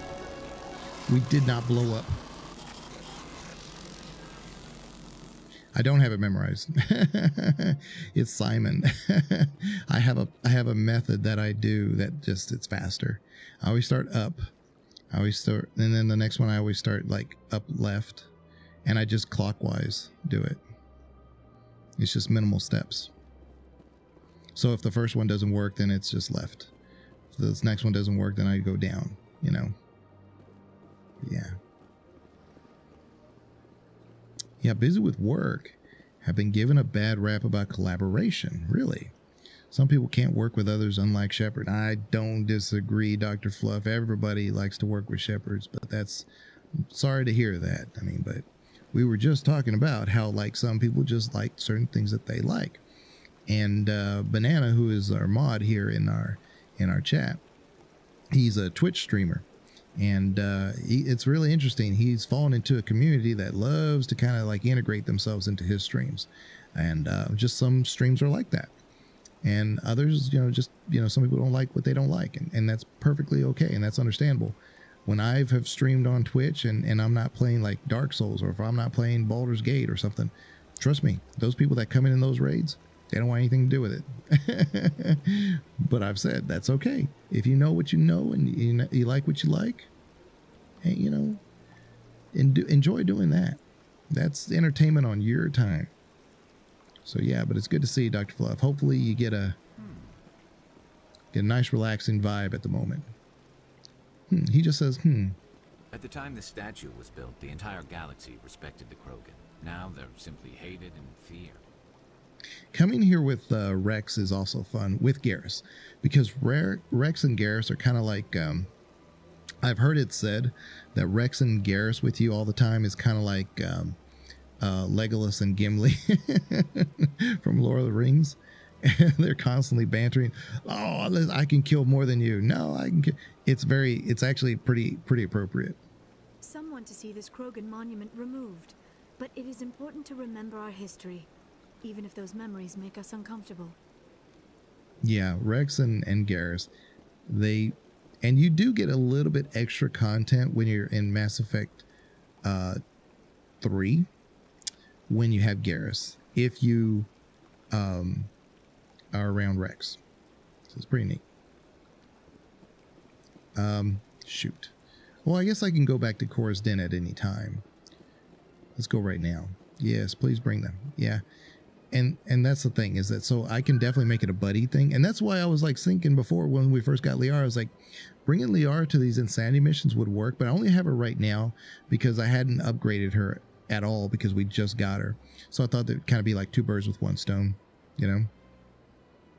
Actually, let's do the Presidium, and I want to go talk to that guy's no, I want CSEC. What am I doing? Because he claimed that Jorn was trying to kill him. So we got to go talk to him real quick. And we also have to go talk to Jenna's CSEC contact. So there's two people here we need to talk to real quick.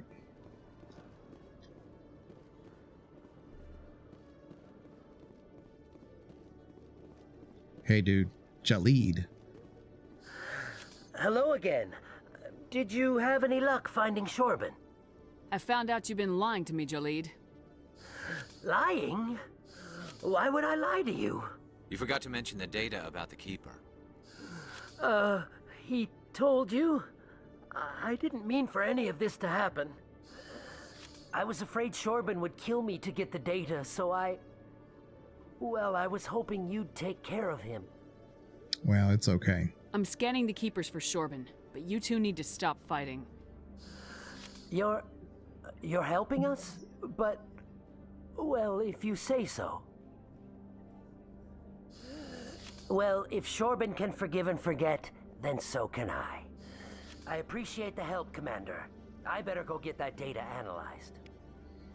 And I know some of y'all know who Holly is, and y'all haven't seen her for a while, but she's okay. She just talked to me the other day, and I do talk to her regularly. But she's doing okay. Hello, Commander. Howdy. Detective Chelik, come into my office. I want to discuss this in private. No offense, Commander, but what the hell were you thinking? I don't follow you. You could have blown Jenna's cover. We were just getting information, Chelik. I gathered that. It might seem cold letting her take all the risk, but we're keeping a close eye on her. Do you really need to risk her life to get the information you want? This job isn't easy and it's usually unpleasant. I'll take help That is anywhere good. I can find it. But since Yeah. you're so concerned with her safety, maybe there's a way we can help each other. Shrewd, Detective. Very shrewd. As part of the job. Now, are you going to help me or not? You're a smart guy, Chelik. Figure out another way. I do have several contingencies. She's just my option A. I'll cut her loose, even get her out of Cora's den, no strings attached. But that still leaves my case unsolved. I could still use your help. I'll help you, but I need some details. I'm trying to track down an illegal arms producer. I just need some of their product. Thanks to Jenna's intel, I've learned there's a seller here on the Citadel. Meet our man named Jax, pick up the mods, and bring them back here. That'll give me everything I need. Why are you so concerned about these mods? We have access to some of the most sophisticated weaponry there is. That's what gives us our edge. What do you suppose happens when we lose that edge? These give criminals an advantage we can't afford to let them keep. I'll persuade Jax to tell me where these mods are coming from. No. You tip Jax off and all my leads will disappear faster than you can say bad bust. Okay. Where can I find this Jax? Jax is down in the lower level of the markets. I'll send word through our channels that you're the buyer. Good luck, Commander. Good luck. All right, so we got some Paragon. And now we can do two things in that area. When we find Jax, we can talk to the guy who wants us to scan the Keepers. They're both in the same spot. So,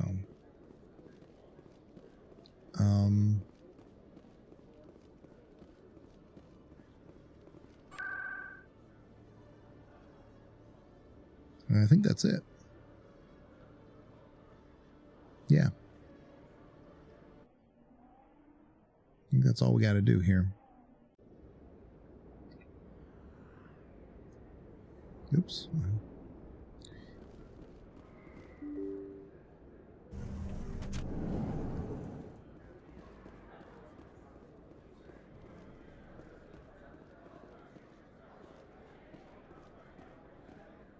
Hold it. That's close enough, Army. You got my payment? Do you have the mods? Show her the goods. Looks good. Damn straight it is. These mods are the best on the market. Now hand over my credits. Here you go.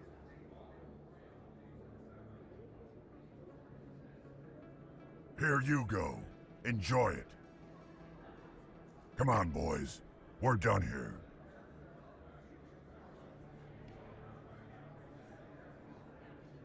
There's very little serious crime in this arm of the wards. Maybe because the C-Sec Academy is so close by. Okay. I forgot. I thought our guy was here scanning the Keepers. Hold on. Because we still need to talk to him. Well, we don't need to, actually.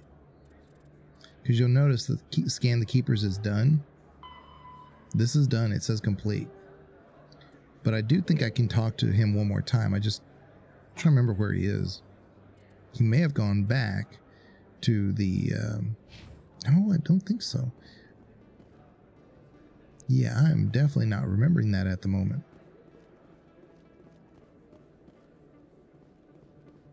I always felt it was rude of the devs to put "you're under arrest" in the Paragon slot. Yeah, but you have to listen to the dialogue. What does he want you to do? You know? Best place on this ward to buy upgrades. This isn't a proof of purchase. It's a bank Because it statement. starts a shootout. I know. But if you're paying attention to the dialogue and not worried about the wheel, you know where it goes. Now, of course, you can do a shootout and then you'll get something out of it anyway. So it's not a renegade option. You know, you get something out of it. I'm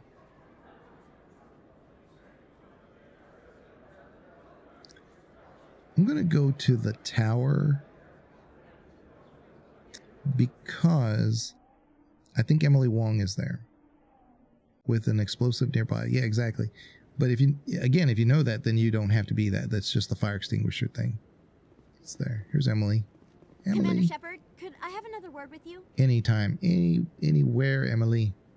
Hello again, Commander. I've got a proposition for you. Since you helped me get information on the crime syndicate, I've gotten a lot more backing from my publishers. I'm investigating It's a traffic cliche controller of the cop conditions would now, do. and I wondered if you Doesn't could help. do by the book, but it gets results. I know. But it's I could argue that it's not a renegade because you are a I mean, you've been entrusted with the Citadel to, maintain peace. So now if you're working for a CSEC and like Garrus, like if you're Garrus working for CSEC, yes, that's a renegade option. But it's not because we're a Spectre. See? Logic, Banana. You gotta use your logic when you're coming up with this stuff. What do you want me to do? I've heard rumors that the space traffic controllers are overworked to a dangerous degree. I can't get into the control room, but you could. If you planted a bug inside, I could crack the story. If you crack this story, what's likely to happen? Ideally, there will be calls to improve working conditions by hiring more controllers and upgrading systems. The Council won't pay for improvements voluntarily. This story will provide that pressure. What will this bug allow you to pick up? Just audio and video. I'm not trying to tap into the traffic control system if that's what you're worried about. I just need to hear and see them in order to correlate their activity with traffic efficiency. Everyone knows space traffic controllers are overworked. How is this news? There's a difference between overworked and dangerous.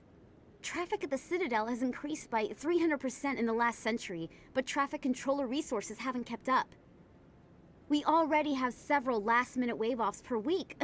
Do we have to wait for a full-blown disaster? So I had a friend who was an air traffic controller, and some of those people are just born to do that stuff. I think I'm pretty cool under pressure. I was in emergency medicine beforehand, before I'm doing what I'm doing now, and I'll be honest with you. I don't really get fazed by that stuff at all.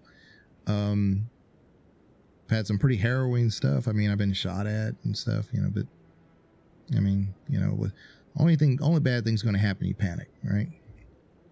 Only bad things will happen. But a friend of mine, he was an air traffic controller, and that is a second level of calm that I can't really convey to you guys. Very different level of calm. Yep. Dr. Flo. Are you saying yep to the medicine stuff? Yeah, the only bad things happen if you panic. Yeah. You can't help who you are. And I'm not saying that that's how you should be. I'm just saying that that's my friend. That's why I'm a horrible horror game streamer. Say that fast. I don't react. I see something happen, like a jump scare or something, and I'm like, all right, let's fix this. What do we got to do to get this puzzle done, right? So Resident Evil stuff doesn't really do it. It's just a puzzle game to me. It's like Myst with zombies, But yeah, the air traffic controllers, they're federal employees, and they are second level calm, and they do an amazing job. And I've had the luxury of being able to talk to several of them, and they have some interesting stories, very interesting stories. You talk about UFOs and stuff. They won't call them that, but they do have stuff that shouldn't register out there, Very interesting stories. This bug you want me to plant, could it interfere with traffic signals? Absolutely not. I made certain that the frequencies it uses won't interfere with anything. I can't promise anything, but I'll see what I can do. Give me the bug. We have to go back there anyway. That's why I was thinking I'd come back here Excellent. first. Just place it on a terminal with a good view of the area. Thanks again for your help. In the long run, this story is going to save lives. Okay. Thank you, Emily. Yeah, he's gone. Okay, now let's go to CSEC. Right there. Okay. And let's go upstairs.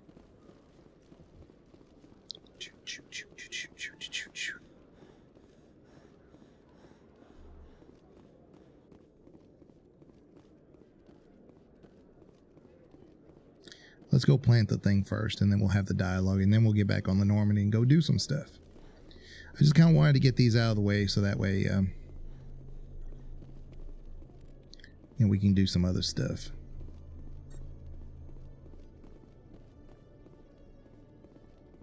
Camera moving necessary during sprinting? I don't know if you can. Oh yeah, you can turn that off. I've just never, it's never bothered me. Let me see here. Controls. I think it's under controls. It could be under graphics.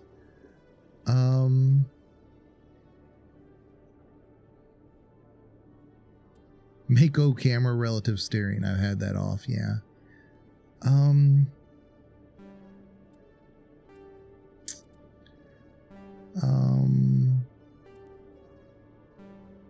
Under graphics, maybe?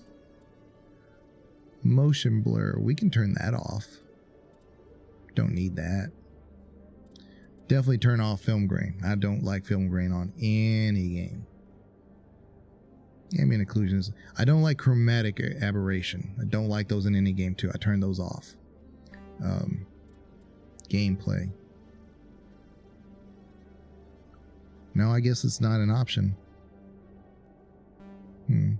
Yeah.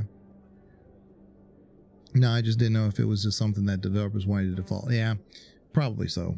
I mean, I wish I could give you a concise answer. I don't honestly know.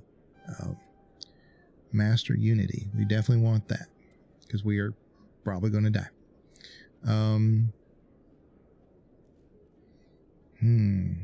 Basic armor.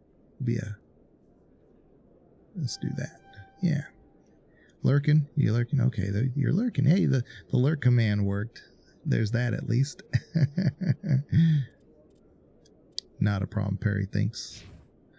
Let's see here. I didn't even notice we got a level. Throw. Let's do those. And then Garrus. What you got, Garrus? Let's do assault training. And I don't want to use it there, but we might as well. And then we'll save. We'll do a hard save. Yeah. But there are some games that don't bounce with the camera when you run. That's why I kind of thought you had something there. I couldn't remember. Commander, I hear you have something for me. Here's your shipment, Chelik. Excellent. This is everything I need. Maybe more than I need. Here, Commander, take this. I won't need it, and you've earned some payment for your work. I appreciate your help. It shows a lot of integrity. You didn't need to do anything after I let Jenna go. Now I need to get these mods into evidence. Thanks again, Shepard. There you go. Omnigel, XP, Paragon. I mean, you got the whole thing. Very good. And I think that's pretty much all I can do. We could inform Emily real quick, but we can do that on our way back because we can do like Pharos and a bunch of other stuff and, you know, whatever. Citadel, call home. Oh yeah, when we get back to the Normandy, we can call our mom. This one's just on the way. That's on the way. That's on the way. Well, that's... I'll discuss this one later. This is the Moon Rogue VI. It's a pretty important quest, actually, in the bigger picture of Mass Effect. Rex Family Armor, we want to do that. Argus Row Cluster, we'll do that next, actually. We'll go to the Argus Row. And then these Prothean data disks, whatever. Turian, valuable minerals, sorry writings, hostile takeover, this one right here. We will do this one, but I like to save this one closer to the end because you have to have a real high Paragon to, if you're going to do Paragon, to get a Paragon ending with this one. So I'll save this. It's kind of like doing the Zaid thing.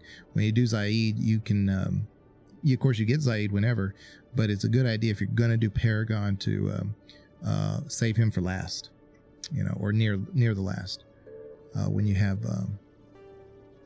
all that. Now, Major Kyle's compound, we're not quite there yet. I think we have to have about 50% Paragon to do that one. But I'll look at it. Argus Row, and I think that's the same one as Rex's, right?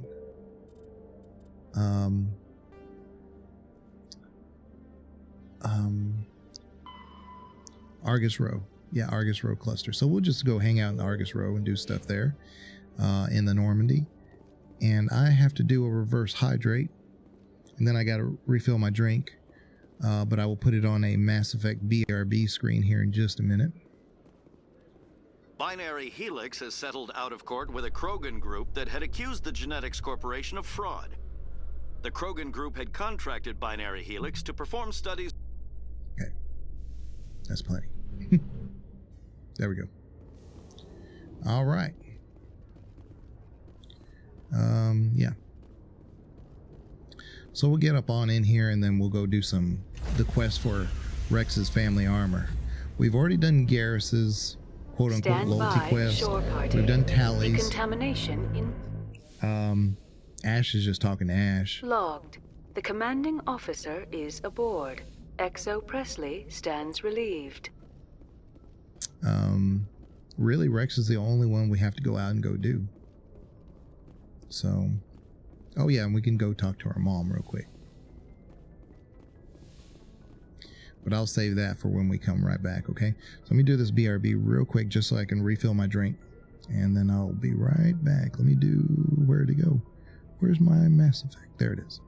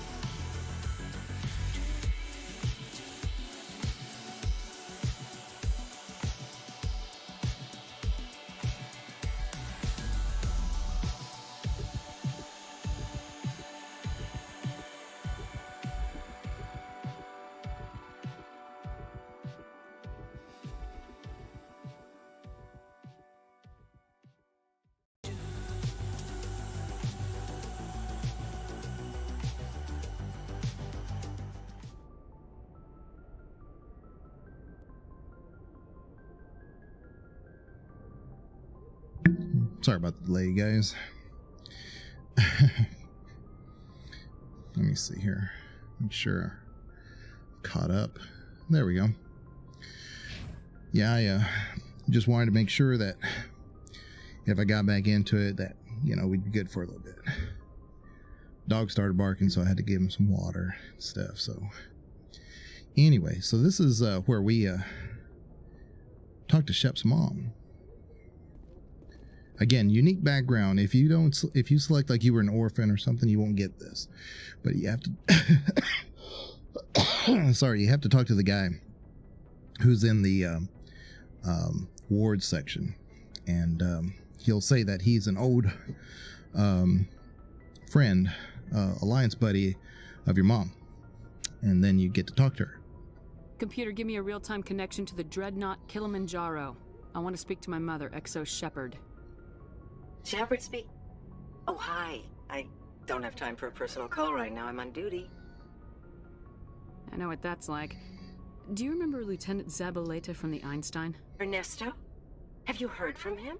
He was one of the Marines who guarded the CIC. We shared a watch.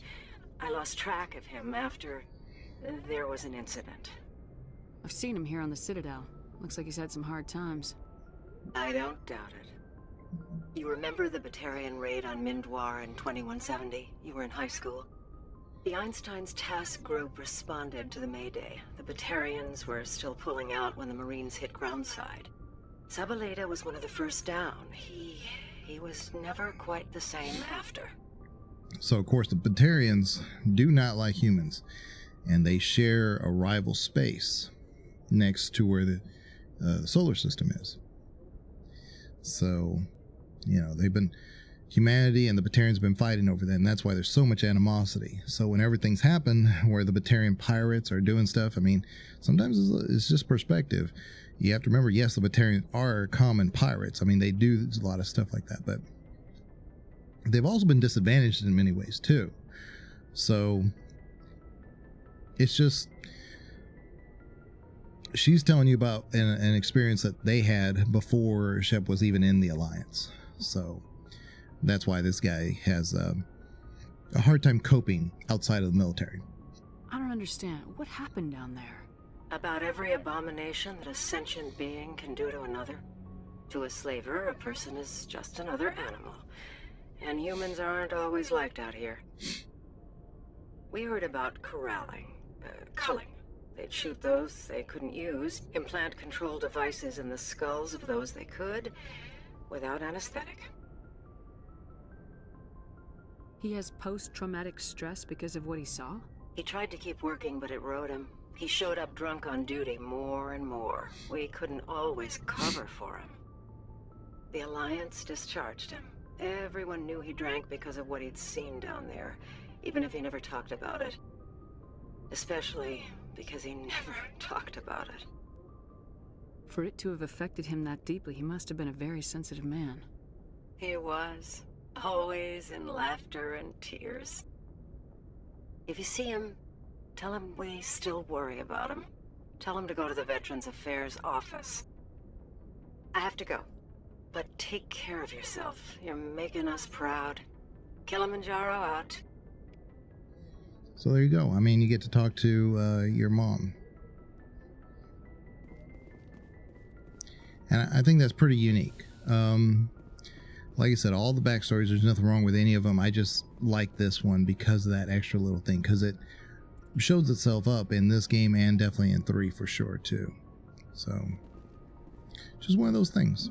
Let's go try to find Rex's family armor. Message coming in. Of course. Patching it through. Commander, Miss Al-Jalani's story on you just aired. She shouldn't have ambushed you like that, but you handled it pretty well.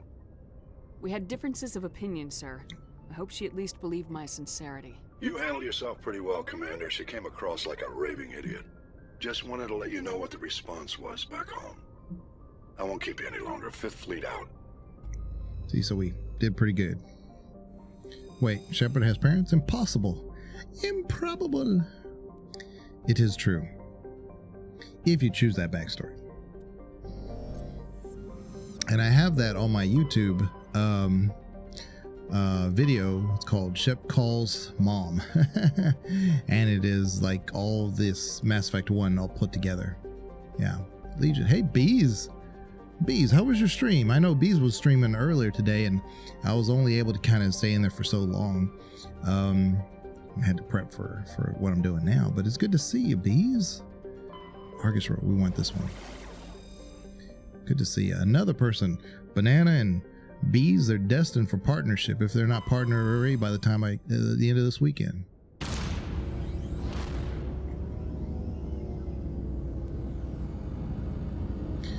Bees turns on the camera once. If Bees only turned on the camera once a week, she's gonna get like 500 follows and 100 watchers.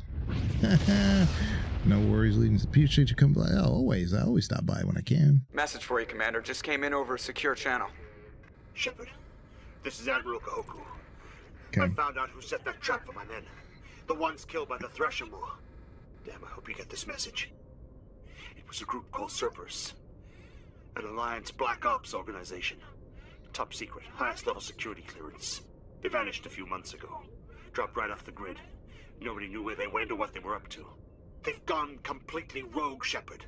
They're conducting illegal genetic experiments, trying to create some kind of super soldier. I don't have any proof, but I found the coordinates for one of their research worlds. I'm uploading them with this message. They're completely out of control. Somebody needs to stop them. I've done my part. Now it's up to you. This is probably the last you'll hear from me. Cerberus is after me now. I need to disappear before they find me. So, yeah, you might see me clip some of your stuff from time to time, Bees, but I'm just using it as my raw footage stuff because I'm able to download that without having to re-record it. All right, so like some of your reactions and stuff, because I've been doing a little bit of editing for Bees, just, you know, completely gratis, you know, just 100% free, just doing it just because I like her.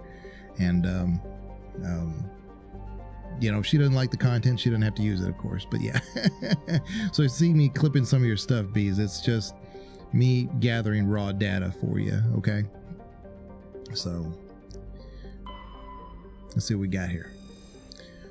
Vormalis has a thick atmosphere of nitrogen and helium. Its surface is scorching hot and mainly composed of alumina and deposits of borax. The planet has an extensive network of subterranean caves formed over the millennia by volcanic processes.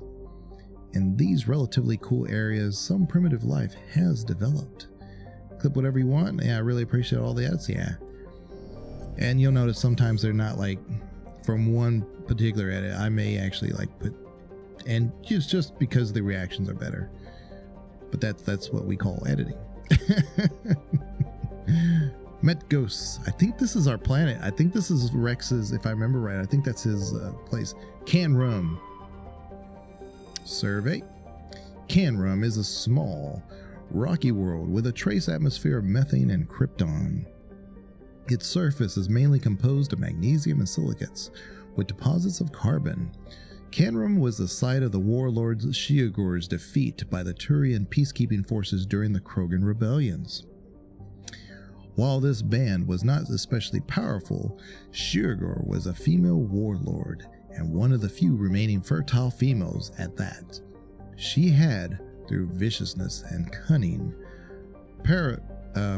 parlayed her unique value into a position of power. Krogan males competed for the right to join her band and lie with her. When Shiogor's death was announced, vengeful male Krogan admirers near and far swore blood oaths against the participating Turian crews. In the end, several thousand of the Turian participants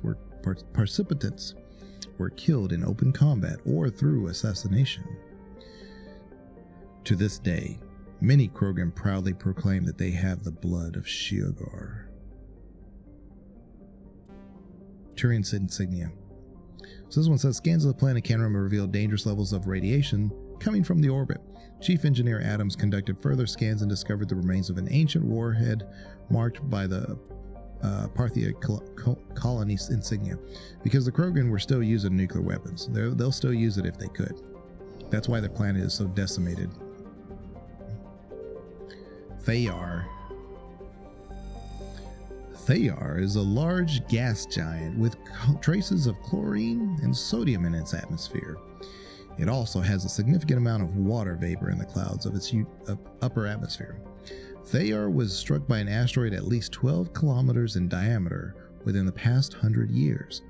The superheating caused by the impactor's atmospheric passage created a large bank of vicious storms along the equatorial band.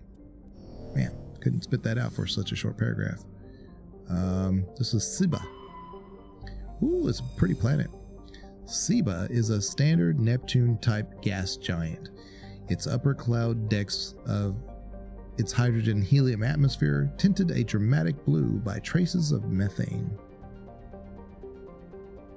Survey. We got some gas. Helium-3.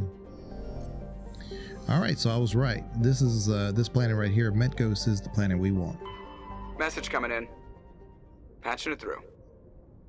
General distress call from the Sacred Angel Medical Transport. Critical system failure. Losing power. Emergency landing. Argos. Okay. Communications failing. Life support and emergency transponder. Won't last. Please hurry. Mm-hmm. Yeah, YouTube trims really look so good. It's just the bit rate. That's it. That's the only difference. I mean, you know, it's same old me, same old game. It's just the bit rate's different. Plus, no ads. So, and that's what I've been trying to do. For like my Twitch streams, I try to mitigate the ads as much as possible. I don't really benefit from them. Viewers don't benefit from them. Twitch definitely benefits from it, so why on earth am I just making things a one-way street there? Well, YouTube says, yeah, if you want to watch a VOD, you'll get an ad and you probably skip it after 5 seconds if you want to. But, you know, they don't stop or they don't pause live content. It's the way to do it. Metgos is a large terrestrial planet with an atmosphere of carbon dioxide and nitrogen. Its hot surface is mainly composed of nickel with deposits of potassium and heavy metals. It is a mineralogical treasure trove, with concentrated heavy elements constantly being brought to the surface by volcanic activity. Metgos is inhospitable and dangerous, and expeditions must be well prepared to survive any length of time. With its high mass, high trapping clouds, and constant volcanic venting, Metgos seems well on its way to becoming a Venusian pressure cooker world. Let's land. That's where we want to be, obviously. All right, Rex and Garrus. Might start doing that squad pretty regularly. I love having Ash with me, but I used her so much in my YouTube streams that maybe we'll just hold off on some of that.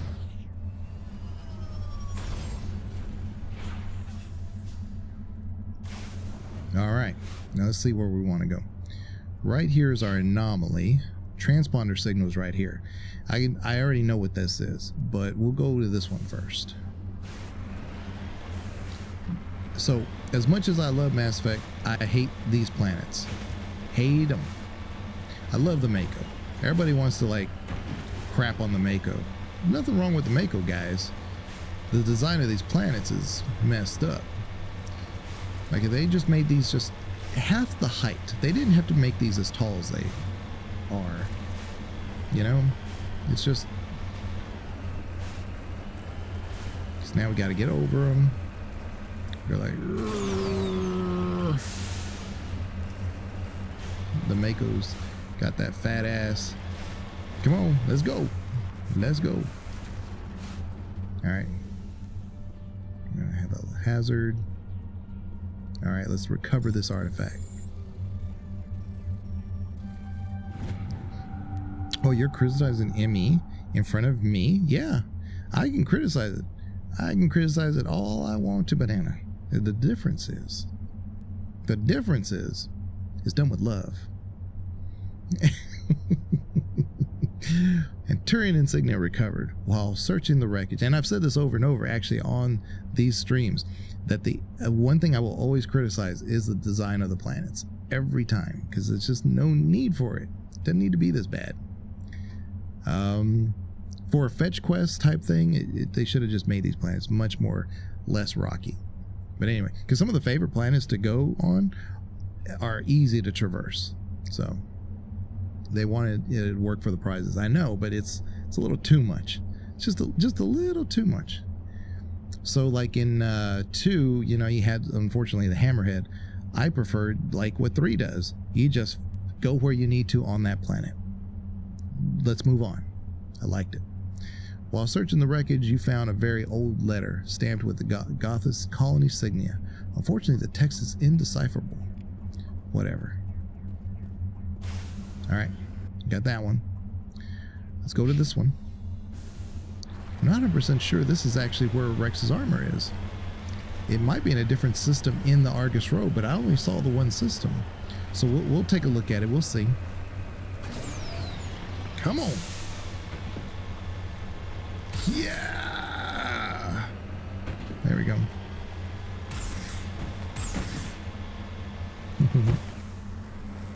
I gave Banana a hard time because he was criticizing Mass Effect while he was playing with The Witcher.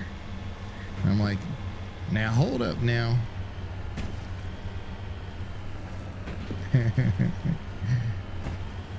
And he was specifically talking about fetch quests, which was funny. He's like, it's funny that they send you over here and just for this or that. I'm like, yeah. But you don't have to do those quests, Banana. Banana's a 100%er. He loves doing 100% of stuff. So he's like, I got to. What are you talking about? It's not an option not to. Sure it is. You just don't do them.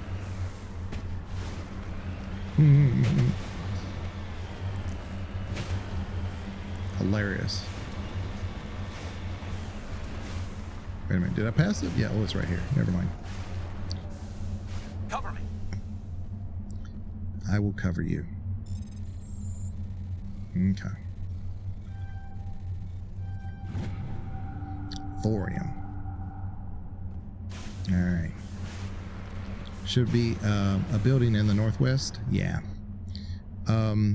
This debris. Yeah. But this one right here is a trap. It's a trap. There's the wreckage. The signal must be coming from there. Careful, Shepard. I've got a bad feeling about this. Me too, Rex. Yeah, it's a trap!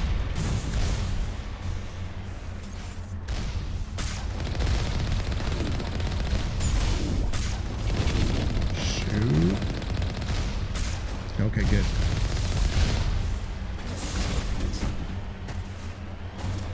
Gotta be careful because we are playing Insanity. We can't just...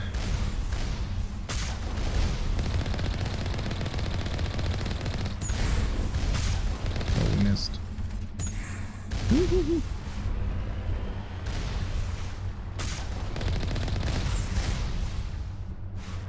Where's the other one? Crap. Okay. All right, there we go. The other one's in the ravine. Oh, crap.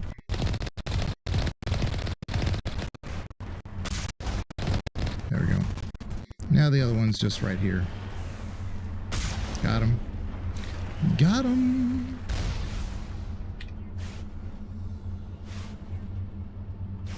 If you don't do everything in the game, Tali could die. If that was the case, we would definitely do everything in the game every time. Not a problem. Let's go. And I don't think you can loot anything after you go here. But yeah, it's a fake beacon. A lot of those are in this area, or in going forward.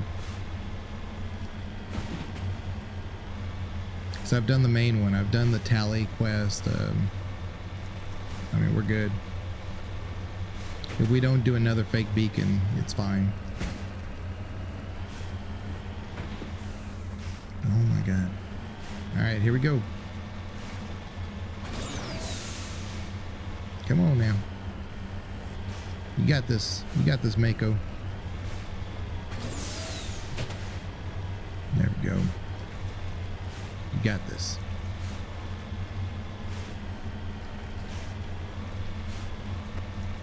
Woo-hoo.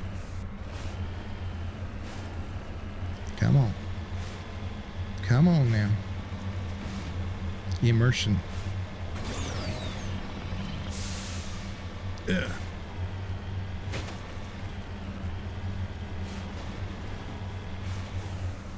Okay, so this is just this. Okay. Securing point.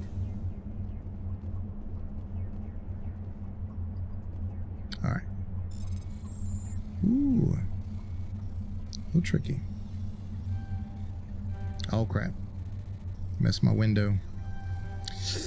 No.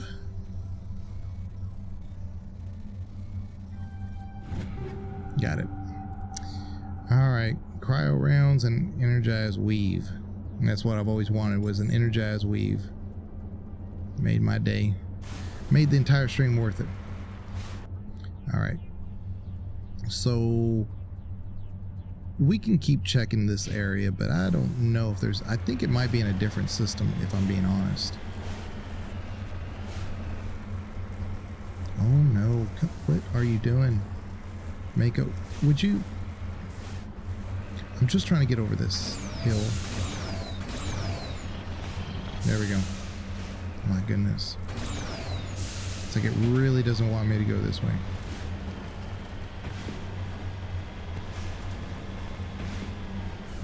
Boop, boop, boop, boop. There's definitely nothing over there. Let's try this one. Oh my goodness. Mako's just going crazy, but too big. I know. The Mako's got that fat ass, but I tell you what, I love the Mako. I won't say anything bad about the Mako ever. She may be a little unwieldy, a little hard to control, but that's the planet's fault. Ain't nothing wrong with the Mako.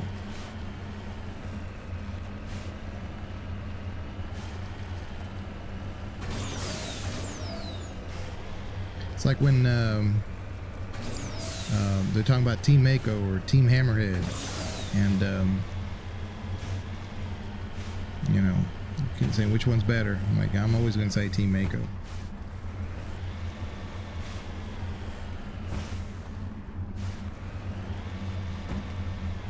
Look at this. See? Oh my goodness.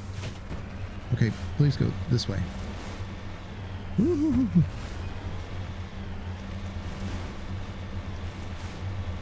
Yeah. Most of the time there's not a big, like, huge hidden base. It's just what it is. Alright. So there might be something over here, but I'd be better off like going back to Normandy and come back down. So let me go back to the Normandy real quick. Let me see if there's other systems in here, because we know the Argus row is the one we need. So let me see here.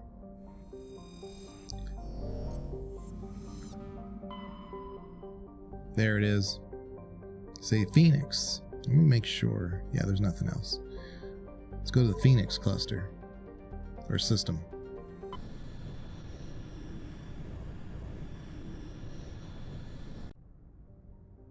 Patashi. So Patashi is a sun-blasted terrestrial world whose atmosphere was blasted away millennia ago by the star Phoenix. The surface is scorching hot and mainly composed of iron with deposits of tin. Due to its relatively low density, Patashi is tidally locked to Phoenix. Seas of molten light metals cover much of the sunward side.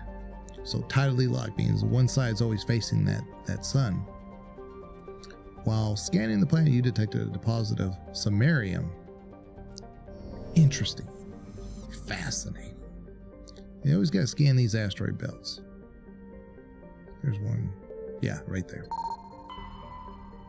Let's survey this guy. Yeah, signal at 1540 megahertz. Prothean data disk. So during a scan of the Phoenix system asteroid field, you detected an odd energy reading that Tally determined was quarian in nature. She led a recon team into the asteroid field where she discovered an abandoned freighter. The team could not determine why the ship was there, but they did find a Prothean data disk on board. Fascinating. That she could have taken just by itself to the for her little mission. Sil Salto is a standard hydrogen and helium gas giant. It has no remarkable features. Thus, enough said. Doesn't even need more of a description. It is just not interesting. Vibonok. All right.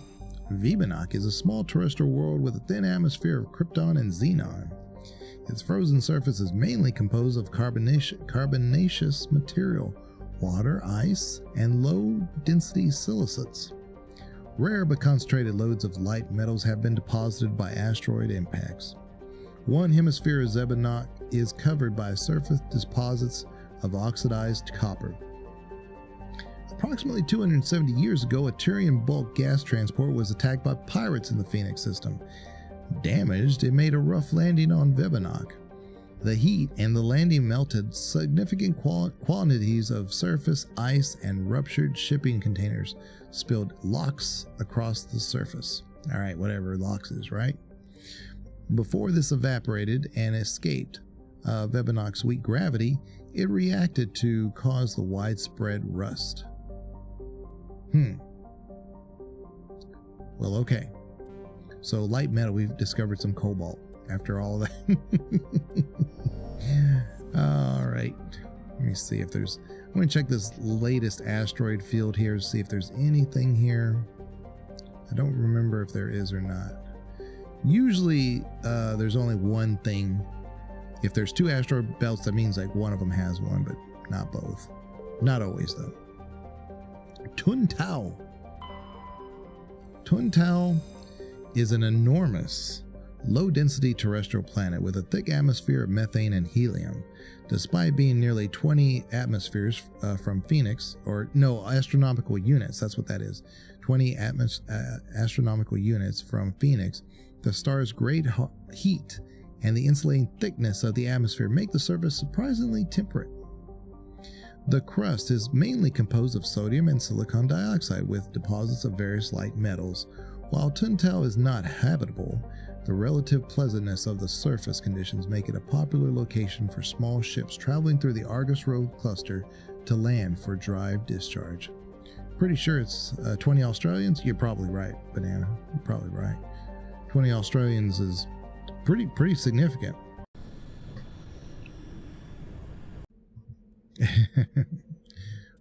Let's take Garrison Rex again. Probably need to upgrade Rex now I'm thinking about it. Didn't even think about it. The last one.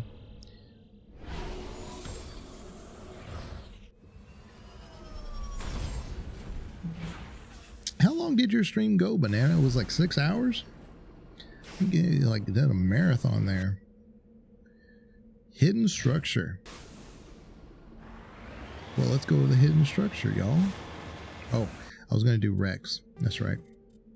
Let's do Rex. And we want to get his shotguns updated. Advanced Carnage. Hell yeah. And then now we're going to do 1, 2, 3. 1, 2, 3. Just like that. We're going to get his shotguns all the way up. We're going to get his combat all the way up, or his fitness all the way up. And then we're going to work on the barrier out on the back end of that. Yeah. Just under 7. Wow. But the big break was for my food. For my food was disruptive. I wouldn't call it disruptive. Everybody loves that word game except for me. Because I can't spell.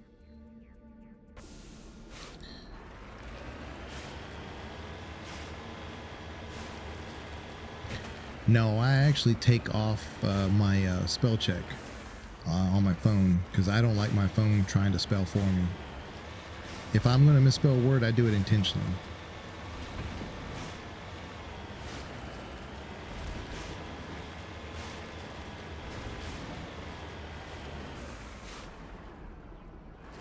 Here we go. There it is. How you guys doing? Oh no. I was gonna try to get them by surprise, but instead they got me. But that worked out. That's right. Oh, we went flying. Well, I think we found our place. America. Yeah, exactly. He went flying. I like it. All right, before we go in, we got to make sure we are prepared. So. This is the place. My armor's here somewhere. Oh, I thought I was going to say a little bit more than that. It would be good if you said, like, brace yourself, Rex. I'm ready. Go back to my handgun. Make sure Rex is using his shotgun, not his pistol. That's stupid. Okay. Are we good? Yeah, we're good. Okay, insanity, y'all. Come on, let's do it. On me!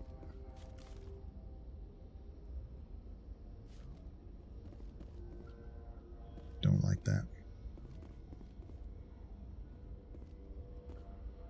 Enemies everywhere! Now it gets fun.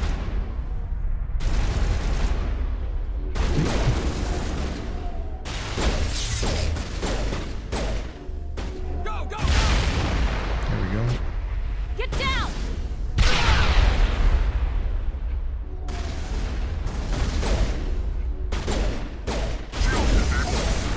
Warm up. Come back this way, Rex. Rex. Oh, damn. Rex tried to do too much too soon. Go, go, go!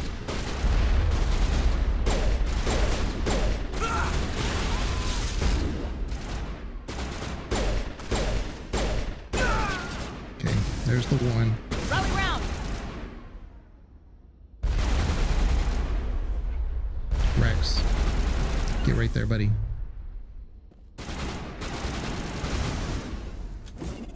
Incoming! There we Rally go. round! Shields down. Go, go, go! Got him. Shields disabled. Shoot. I accidentally... I think he punched Garrus as I was punching him.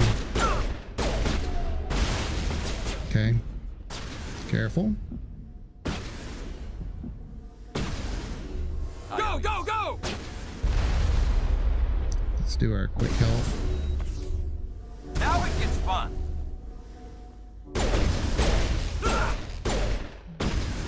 Yeah, he's a sniper. Regroup!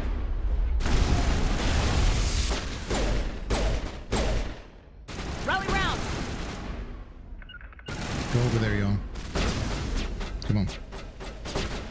Let's go this way. Huddle up! There we go. Bottleneck them. Oh, they went back inside. Regroup! Interesting. Go, go, go! Shields down. Got him. Good job, Rex. Did the, he did the carnage. Huddle up! Just be careful. Okay.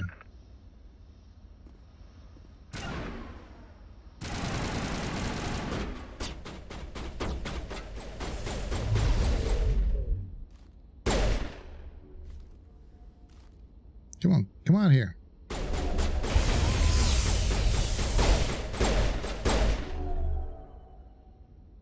Oh, come on. That didn't take. Shoot. Go, go, go! Shoot. On me! Let's finish this guy off first, the sniper. Shield down. Charging up. Okay. On me! I think we got him. I think we got him. I didn't see him though. Oh shoot.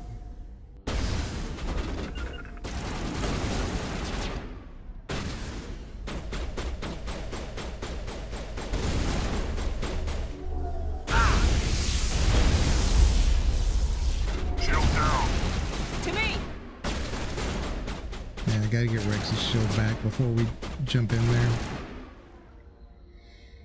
Okay, so it might be safer to... Oh, there he is. To go into the hallway, but they'll definitely try to pick us off once we get in there.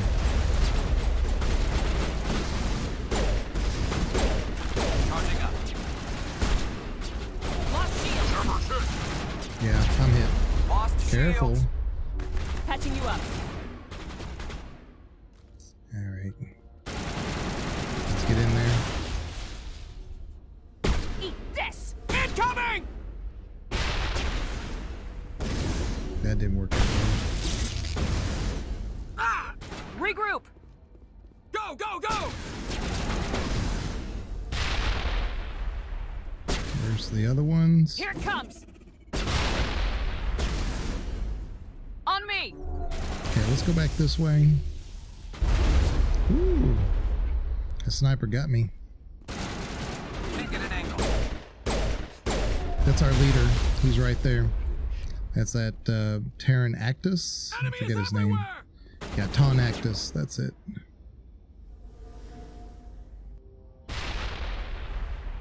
There he is. Okay, let's get down Can't get there. a clear shot. I know. I think we should be able to get him. Just under 7. Yeah, I'm sorry. I've totally... You'd already said all that. Locked and loaded.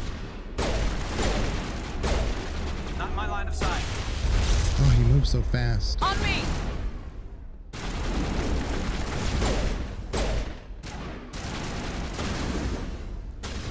Target in sight. Get down.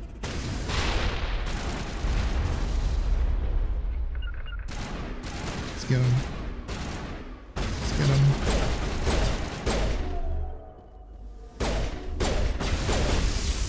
Not in my line of sight. Ooh. Got a shot. Let's keep advancing on him. Shield down. Yeah, Rex is manhandling him. Got him, finally. Ooh. Form up. Charging up. Okay, so Garrus is down, Good but to go, Commander. there's just 2 left. We should just be able to just... Enemies camp. everywhere! We got one good Cameras shot on him. online. Regroup.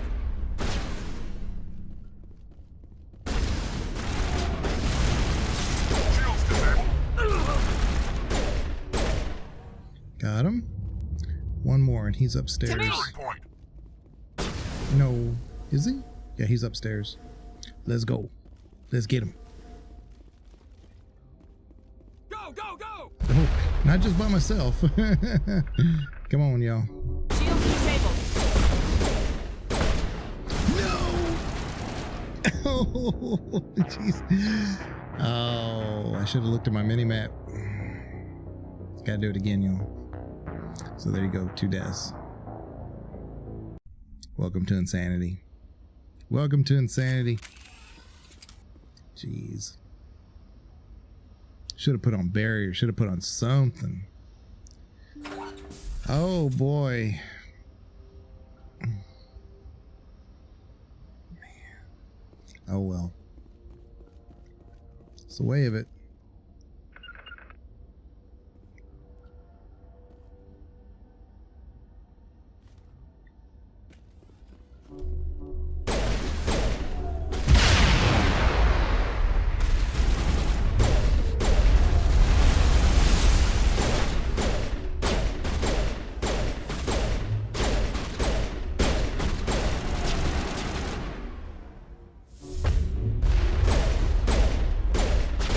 That's what he did. He did carnage on me, and that really just like nailed me.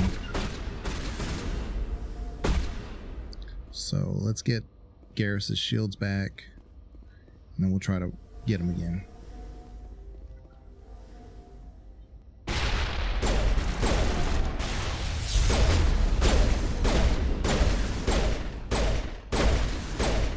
Got one.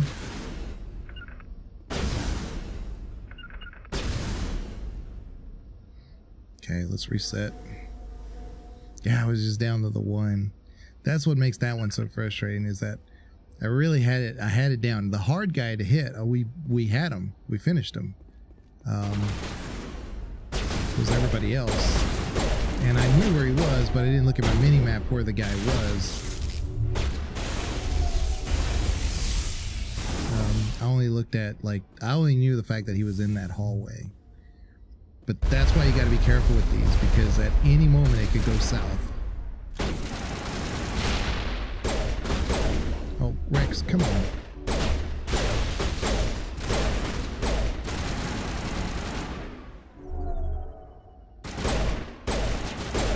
Come on.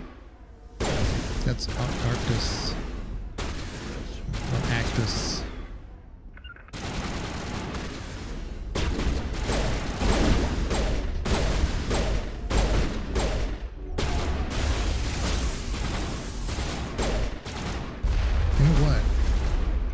Maybe if I switch to my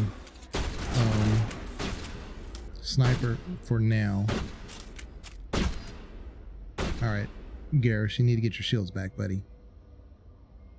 Come on. There you go. I might be able to snipe this guy.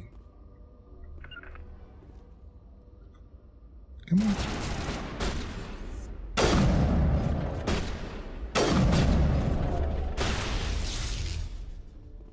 Ooh, close. Got him. Yeah, so that'll make it easier now for us to be able to get the rest of them. So it was just that one guy, because he's got that carnage just like the guy upstairs does. And, you know, Rex has it too. That's what makes it so powerful, is that it's like a grenade.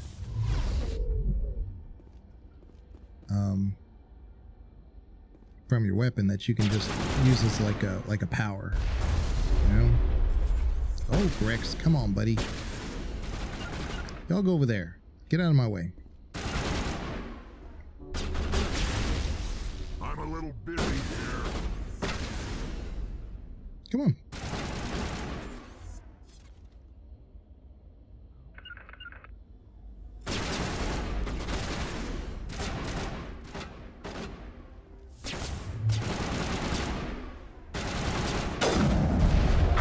See, he did it again. The first thing he did was try to put carnage on me. Ooh.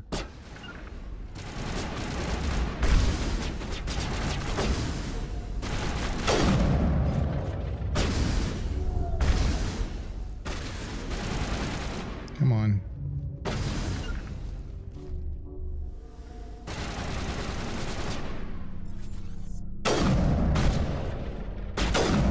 Oh, I missed. That was my shot. Got him. All right, two more. Two more. Should be one behind the crates over there. Yeah.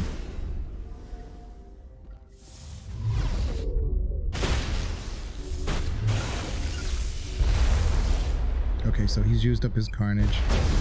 Well, I thought he did. Oh, crap. Might need to switch over to assault rifle.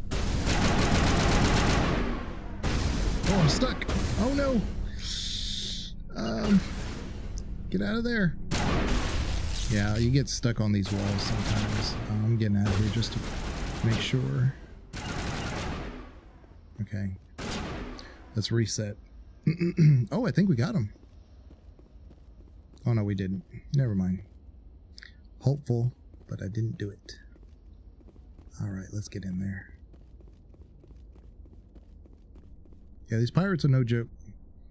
That's why I'm not doing the DLC anytime soon, because we need to get our max level, and not max level, but we need to like get much better equipment than what we have. Go after him. Come on. Where is he? He's like playing Ring Around the Rosie with us.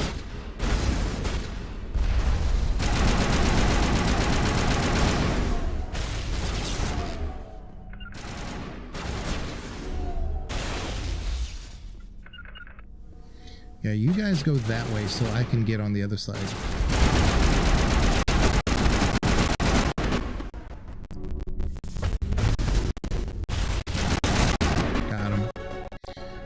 Whew. All right. Rex, Garrus, get your health up, because I'm going to need you to take him out.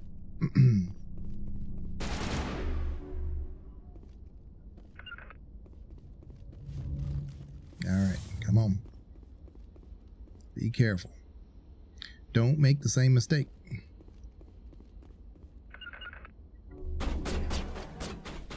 Knock it out, Shepard.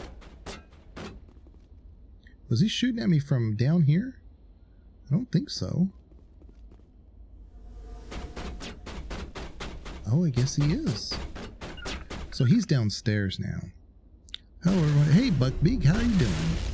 Oh, we're doing pretty good. We're just doing an insanity run, and we're just talking lore when we can. I did die here, and I think it's my second death so far.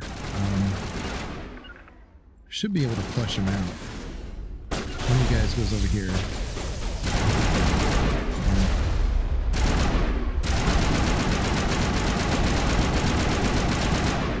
All right, finally.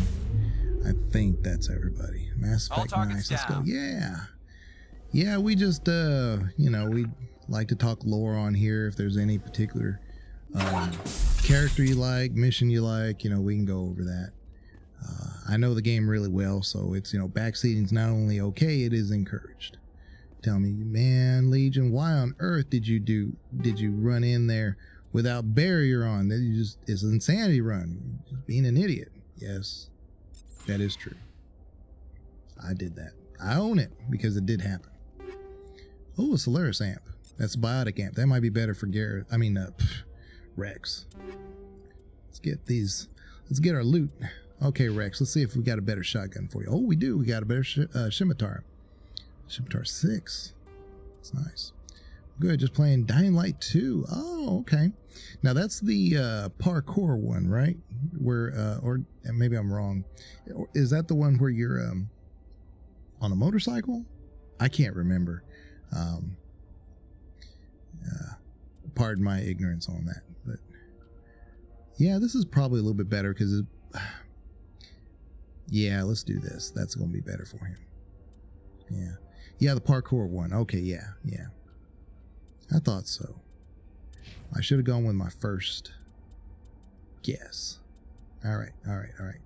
Now I want Garrus to have a good assault rifle. For us, we want a better pistol, but what we have right now is the best thing we could do. So all these are good. We're good. Like I said, Rex's shotgun is a better Scimitar. Oh, I know. We need to get him this one, better damage. And then we want to get him some, instead of cryo rounds, let's give him incendiary. Probably incendiary, I would think, at this point. Cryo is good. Now, let's see. Where am I going to take him? Yeah, cryo is the way to go. Yeah, I'm not normally a fan of first-person games, but the parkour and jumping on rooftops drew me in. That's good. Yeah. Yeah, I've seen it a couple times on stream. But I couldn't tell you that I know a whole lot about the story. I really don't. Heatsink. I need to fix this. Weapon stability. It's not that big of a deal for. That's probably why I had the heatsink on. Tungsten rounds. Yeah, we need to change this now. We'll change it to the cryo as well. That was probably our problem. I had all the gear set up for facing the Geth because we were doing those missions for quite a while. So that's probably what my problem was. Yeah, that was on me. This one's still jeez. Get some better stuff here. It's been a while since I looked at my upgrades. And then, yeah, we're good. We're good now. Let's save that. Let's get in here. Hard decryption. Let's give it a shot. Ooh. Shoot. There it is. I saw the opening, but then I missed it right off the bat, and I thought, uh-oh. So we get some medium armor and a Naginata. That might be an upgrade. That might be an upgrade. I'll take a look real quick. Let's see our sniper. It is. It is an upgrade. Do that. And our, well, we can only wear light armor in this playthrough, so let's go. But welcome on in, Buckbeak.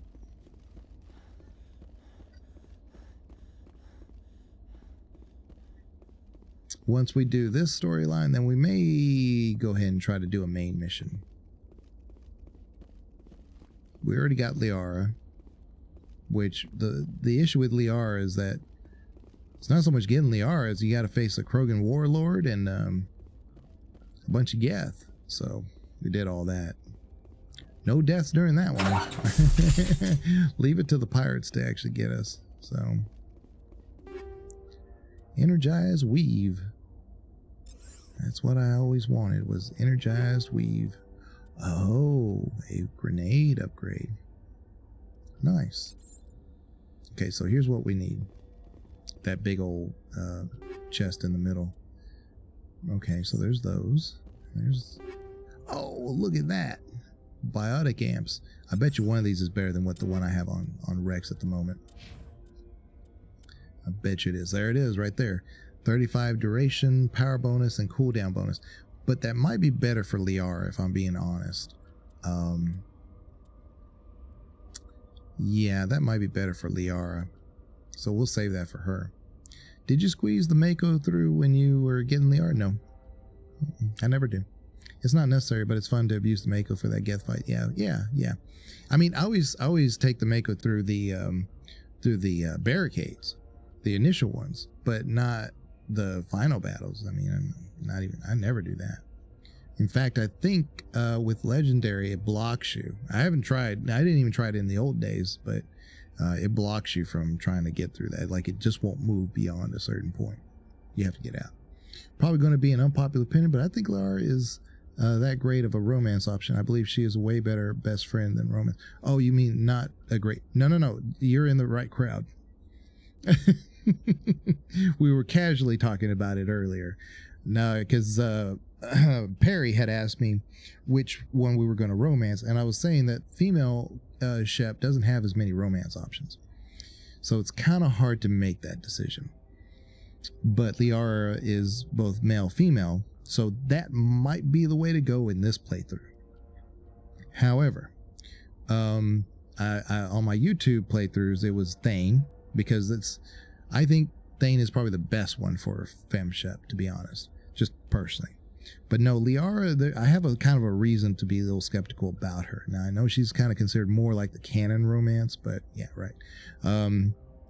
But my problem with Liara is the organic romance of it, because you can romance her, in the beginning, and if you romance somebody else in between, and then you talk to her in 3, she's upset, and you have to fess up to all that and have to deal with it. For him, you want to prefer Liara, but a full trilogy, not so much. Right, exactly. But seeing as Liara knows, she helped facilitate the finding of Shep, and she knows that Shep is with the Illusive Man, and she knows that there is a project going on to restore Shep.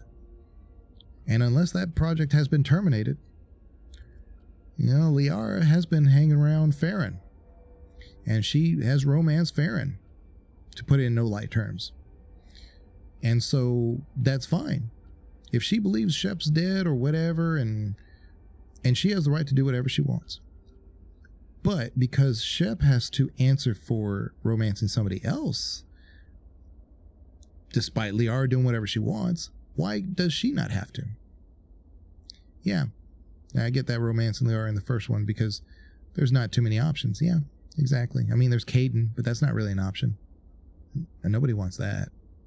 Well, some people want that, but yeah, we're not going to go down that road. Kaidan's fate is met every time I turn on a replay. And not even just for personality reasons. I just can't justify using him ever in any playthrough. maybe a full adept playthrough, you know, but if we're doing a full biotic, maybe. But because he's half biotic, half tech, he's kind of just half useful, you know, as Ashley. So boo Kaidan. for FemShep, there are no other options in ME1, right? I mean, right, Kaidan and Liara, and but you're right, yeah, it's not like you can romance Garrus. You can't romance Rex, sexy Rexy. So yeah, that's pretty much it. Yeah, there's Keeper number 12. Keeper number 12 has always been an option, but nobody ever really, you know, it's kind of weird at that point. Yeah. Because Kaidan always dies. Exactly. Yeah, he never makes it. Oh, and then there's Jenkins. If you romance Jenkins, then you know that is the other option, but you know that not very many people get to see that one through. And down the road, there's always way better biotic squad mates. That's my point. Yes, Tim. So there's a lot of reasons why I don't choose Kaidan. It has nothing to do with, well, it has some to do with personality, but if you're male Shep, I don't mind Kaidan as much. Fem Shep, he gets to be that cringy, clingy, and there's so much about Shep that is very, authoritative, not on an abusive level, but just very, knows what she wants, knows what she needs to do, even when everybody is doubting. Kaidan is not that person. So why would Shep want to feel like that's somebody I want to romance, right? It just doesn't seem like it's a good fit. To each their own. So yeah. But Liara has, like I said, if there was a dialogue somewhere in there in Mass Effect 3 where Liara was, look, I'm sorry. Look, I knew you were out there, but you got to understand. I met Farron. We hit it off. I had a few drinks. He was doing me all these favors, and, we just got close. It just happened. But there's nothing there anymore. At all. Okay, maybe we can talk about it. But that doesn't happen. Liara never, ever, ever. She just says, "Oh, that was nothing," and then it moves on. What? Come on. So if Shep has to make amends, why doesn't Liara have to? Right, because Liara is biologically predisposed to being that what you want to desire. Yeah. And and my first playthrough of Romance Ashley and ME1, really? Oh, Miranda and ME2, and Ashley again back in ME3. And more recently, I fixed the mistake and romance Miranda the second time in ME3. Yeah. You have to be careful with that, because if you do it wrong, then she's going to die. Yeah. So you have to be careful with romancing her. You're either going to do it or you don't, basically. But I have a whole thing on the Asari, which I like the Asari. I love the Asari. But they are, by evolutionary methods, it's no fault of their own. It's not like they're choosing to be like this. But they have made themselves desirable amongst all species. So, even a Hanar finds Asari desirable. Turians find them desirable. Quarians find them desirable. Krogan find them desirable, even though they may, personality-wise, just not mess with Asari, because Asari are like logical. They're very they're like the cultural. If you were to win a Galactic Civilizations game war, Asari would be the cultural win, right? They try to win through that method. Krogan are, they're dominating. They're going to win by military strength. So there's no reason why Krogan would want to be with Asari, outside of the fact that they live a long time. But even then, that's kind of like, that's a long commitment. Why would a Krogan commit to that? But that's because the Asari are biologically programmed to make themselves desirable. So you have to be careful with Liara, because is Liara just great? Or is Liara biologically programmed to make you think she's that way? I just wanted to explore two different romances. Tali is honestly to be next. That is a great romance option. Tally is a great, great, great romance option for male ship. It's probably my favorite for male ship. It has some significance. The problem with doing Tally is that I personally think canon-wise, it's supposed to be Tally and Garrus who get together. I mean, they share the same diet. They have the same chemistry overall. I mean, it just kind of makes sense. The only times you see Quarians with anybody else besides Quarian, it's with Turians. So her and Garrus get along, and they've been together since the beginning. So yeah, it definitely makes sense. But as a romance, if you're actually going to commit to a romance, Tally is probably, for male ship, my favorite. Although Ashley is a close, right there. She's like right neck and neck with it. And nobody agrees with me on that. Besides maybe you, but but anyway,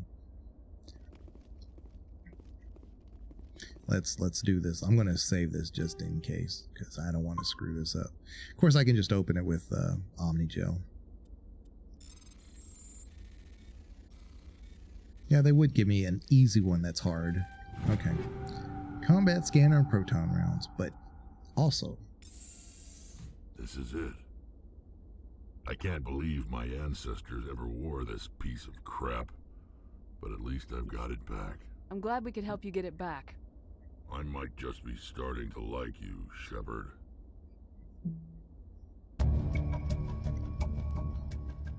So far, I like Miranda the best of male Shepard, but I haven't explored the Tally romance yet. Yeah, Miranda, there's nothing wrong with her. She the problem is first impressions. But I say the same thing about Ashley. Ashley's first impressions is like, a lot to be desired there. But Miranda, when you fully romance Miranda, I mean, she's with you thick or thin. So it's, and for good reason, not just because, Rex touches his grandfather's armor. His expression, thoughtful perhaps? Krogan are hard to read. Then he shakes off his bemusement and grips his gun with a renewed purpose. Time to move on. I'm a huge fan of Tally, but I think for the best story, Tally and Garrus make sense. I don't disagree. That's why I say that. It's like it's real hard for me to say she's the best romance option, although I still believe that. It's hard to, at the back end, to think, well, what could have been for them, right? So, and you're also talking about two species that aren't like super long lived. So, there's that. 100, yeah. So no, you're not in unpopular opinion, Buckbeak, at all. You're in good company. And here's the thing, if anybody wants to completely disagree with that, that's fine. I'm not saying anybody's right or wrong. I'm just saying that it, unpopular opinion or not, trust me, I'm going to accept it. I've kind of heard it all. We're going to go with this anomaly and then we'll make our way back around. Boom, boom, boom. I think there might be another trap here. There might be another Thresher Maul here. We'll see. I think there is, though.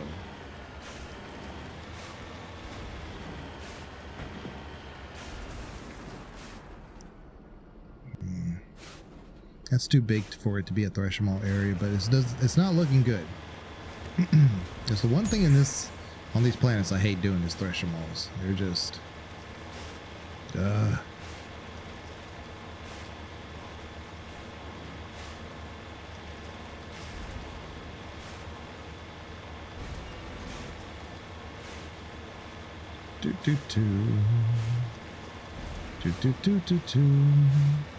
Let's get over this big old hill.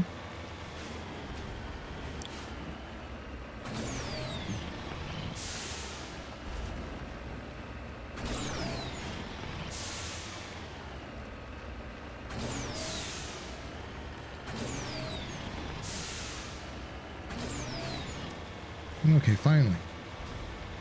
Oh yeah, the pyramid. I forgot about this one.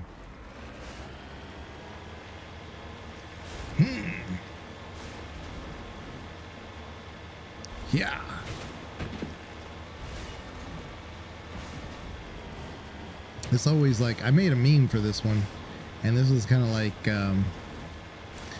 like you can't blame aliens for all of like ancient technology and stuff, and then there's BioWare making this thing.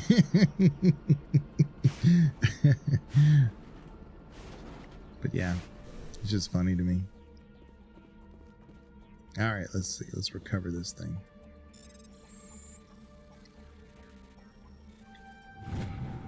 Matriarch's writings. One of Matriarch Delinga's writings is on the body. It's possible the writings came from the nearby ruins. Well, it could have been, but does it even matter? All right. Heading out. Let's go. Oops. I'm king of the world, or queen of the world. There we go. Nothing.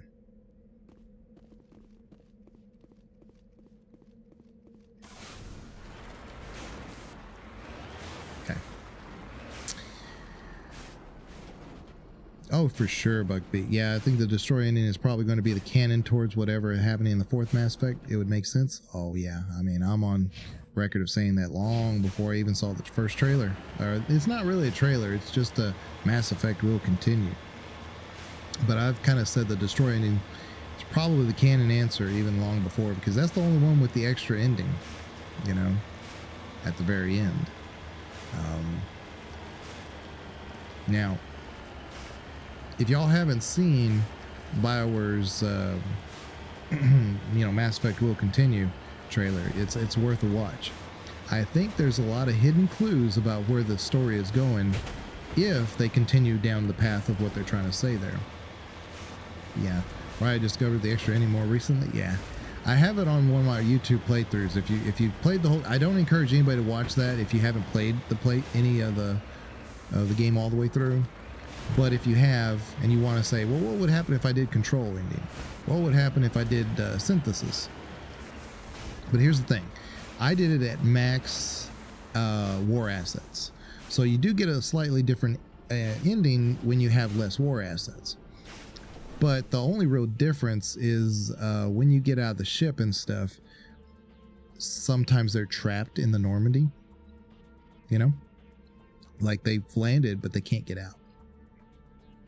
So, things like that. But if you have max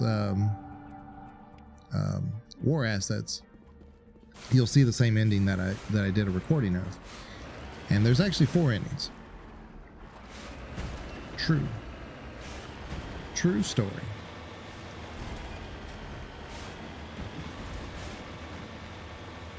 Oh, Mako. Oh my goodness. But yeah, Destroy ending really does make a lot of sense for many reasons, and I could go into them all day. But mainly, the Reapers, who, you know, the Catalyst basically is there as kind of like a final solution. And if the Reapers are actually part of that whole Leviathan Catalyst, you know, mass intelligence, then who's to say the Catalyst isn't actually on the side of the Reapers? And you're facilitating their existence, which they really are made, again, it's just kind of your perspective here, but if they're made to prevent organic life from destroying itself by making our artificial life, well, the Leviathan species did the same thing with the Reapers, basically, and did it to themselves. But they really shouldn't be around, you know?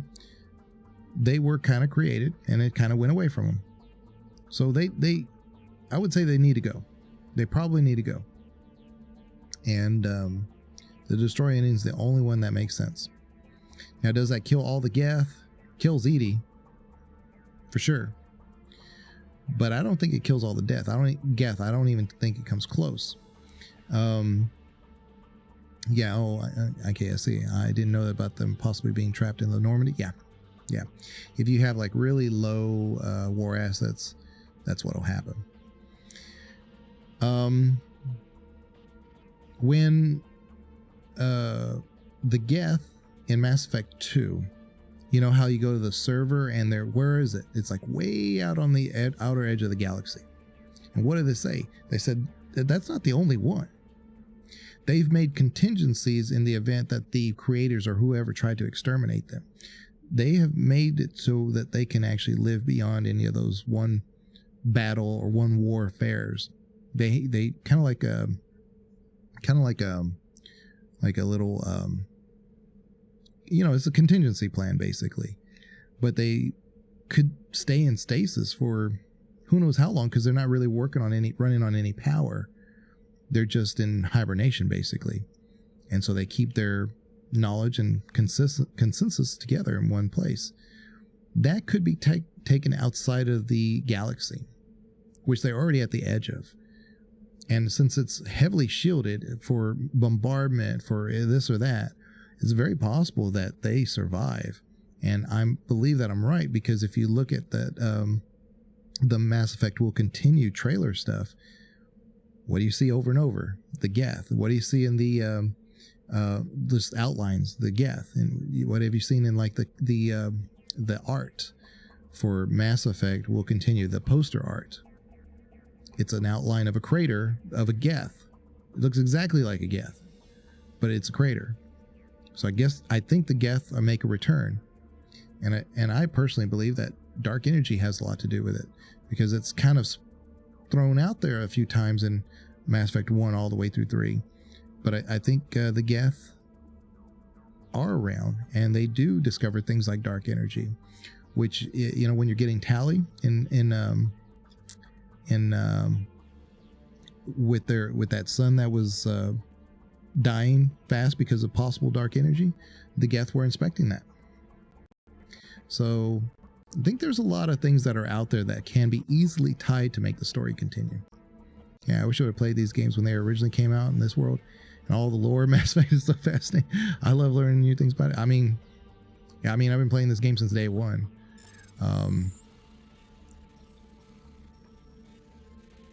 But Legion was a tag I had long before Mass Effect.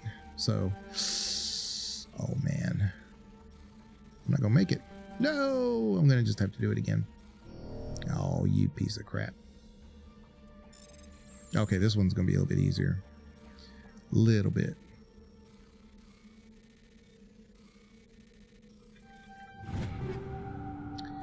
All right, got it. There is so much to go over when ooh, hidden structure.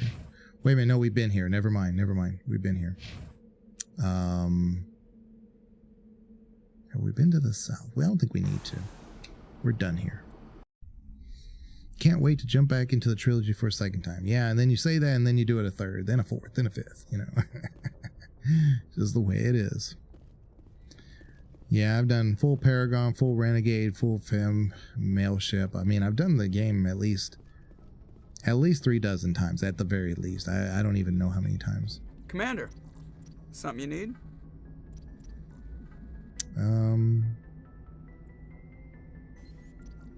How's the Normandy performing? Is she everything they said she'd be? She's the best ship in the fleet, if you've got a pilot who knows how to handle her. Balance isn't what you'd expect. Takes a while to get used to that oversized drive. No, we're done talking. Stuffed in the back and her the Normandy's probably too much ship for your average Alliance. I have to go. All right, see I have to go. But no, we just do these lore streams because then we just talk about whatever. I mean, sometimes we just talk about theories,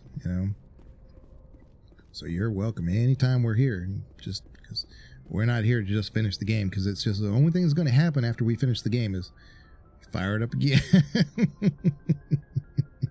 So let me upgrade Shep real quick.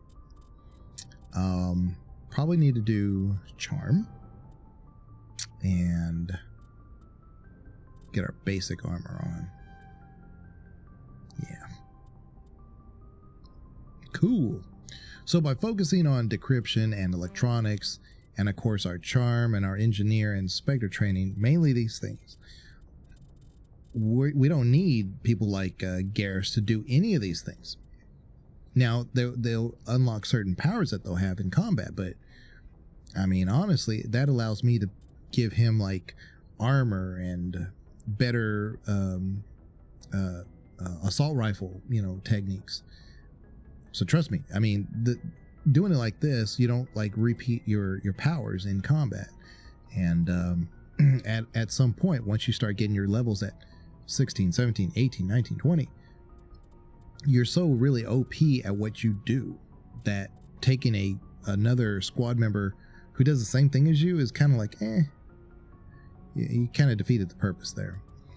But then once we get all these filled, then I can, once I get basic armor filled, then I can start putting it maybe into dampening or hacking. But really, we've pretty much done with the Geth. I only use hacking so that I could help them, well, in Mass Effect 1, it doesn't do much more than drives them, like it says, berserk, so they'll attack anything nearby. But in 2 and 3, it's much more effective. So let's do this, and then let's go do a main mission. Either Feros or Noveria. I don't really know which one. Doesn't really matter at this point. I guess we'll do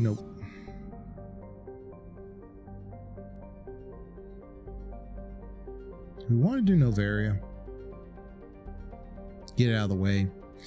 Noveria is like, I don't like as much as Feros because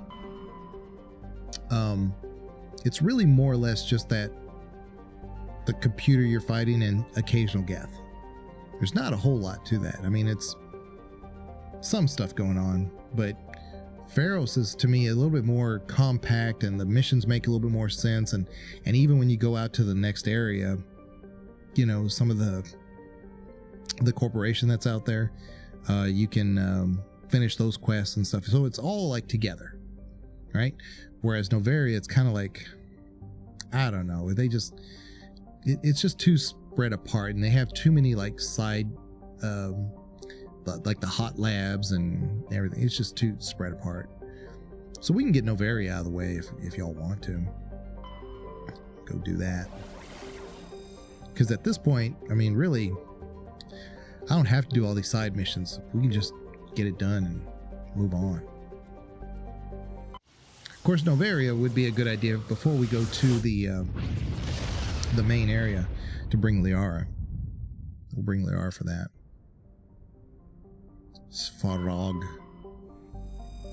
Zoom out. Morana. Zoom out. There are a couple conversations that you can have on Noveria that some people miss out on because it requires you to backtrack. But yeah, I can see where people don't trust EDI from the start, but I can say I put trust in her even before she got to the body. She got the body? Yeah.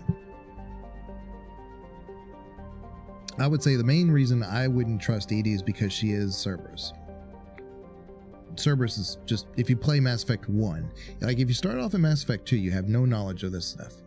And so it would be easy to kind of like, hey, look, they resurrected us. I owe them a favor. For sure. I owe them my life. But if you play Mass Effect 1,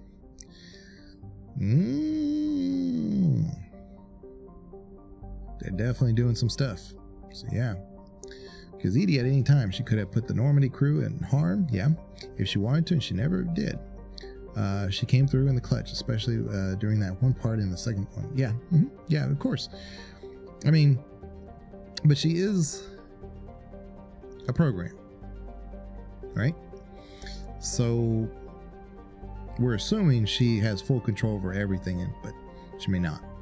Right, so putting the crew in harm just may actually be a failsafe that would have shut her down if anything like that were to happen, on purpose or not.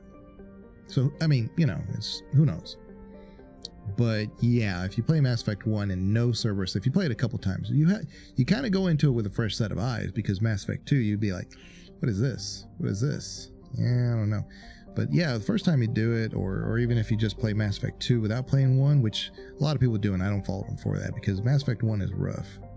Yeah, you got to play it with some love. Velis has a thin atmosphere of xenon and krypton. Most other materials have frozen and fallen as snow. Its surface is composed of potassium and deposits of magnesium. While investigating the primitive anaerobic life on Velis, Binary Helix survey teams discovered a cunningly hidden anchorage of the ancient Krogan warlord Moro. Many records and artifacts of the Krogan rebellions were recovered and sold at auction. The empty base is now abandoned. So what did we find? Matriarch's writings. Okay. Reveal a small abandoned vessel. Your salvage team brought the ship on board and dismantled it, whereupon they discovered one of Matriarch Delinga's writings. Who cares? Okay, let's go to Noveria. Let's go to the corporate planet, basically, is what it is.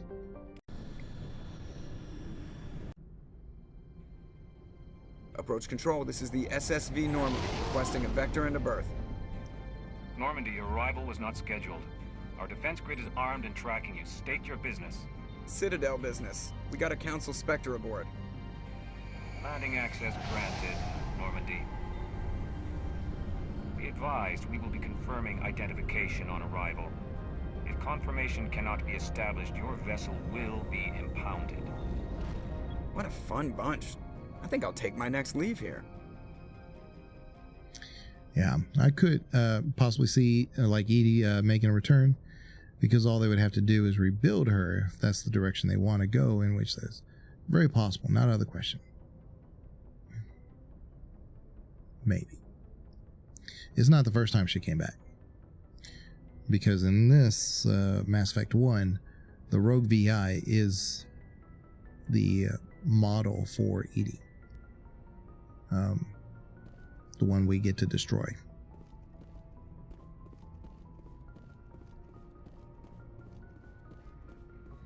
Who do we take? Yeah, that's right. Yeah. So, I mean, it's not out of the realm of possibility, but not 100% sure that that works. Like, you have to have a consequence for some of those decisions. It can't be always good, you know? She even tells us that this is the third one, I think. I don't remember that part. But I do remember her saying that there had been previous versions. But the one for sure that she recognized us from was the Rogue VI. So, I'm just wondering, who we take? I guess we take Liara? Because she's going to ask about her mom.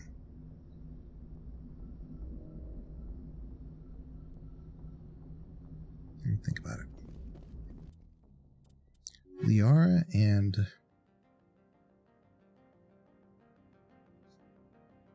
guess we could do Garrus. I think so. Yeah, you could be right. Could be the third one. I just don't. I'm trying to remember that I know exactly which conversation we're referring to. It's the one as the commanding officer is ashore. It's the attack on Exo Presley has the Cerberus. And you're down there in the data archives, and then she, you know, it's like if you're looking at the different logs, trying to remember that one where she responds.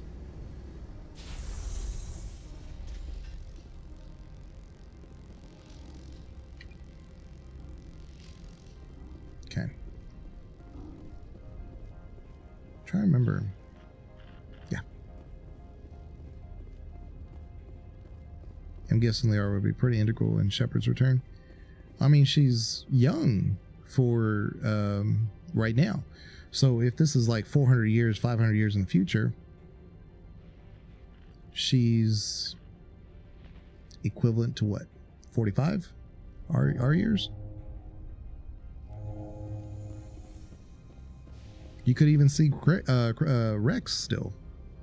You'll definitely see Grunt if he lives. Remember that teaser a couple years back? Liara was in it on the snow. So I refer to that a lot because that's the one I was talking about, where the Bioware says Mass Effect will continue. She's climbing a snow-covered embankment or mountain or whatever, and that's a Reaper. You know, you can see it. It's, you know. So climbing on the remains of a dead Reaper. Number one. That's clue number one. Clue number two, it's snowing. It didn't have to be snowing. It could be in a jungle, right? She picks up the N7 emblem. It looks like one of Shepard's because, you know, whatever. It just, whose else would it be, right? Like Ash's or James's. Probably not. So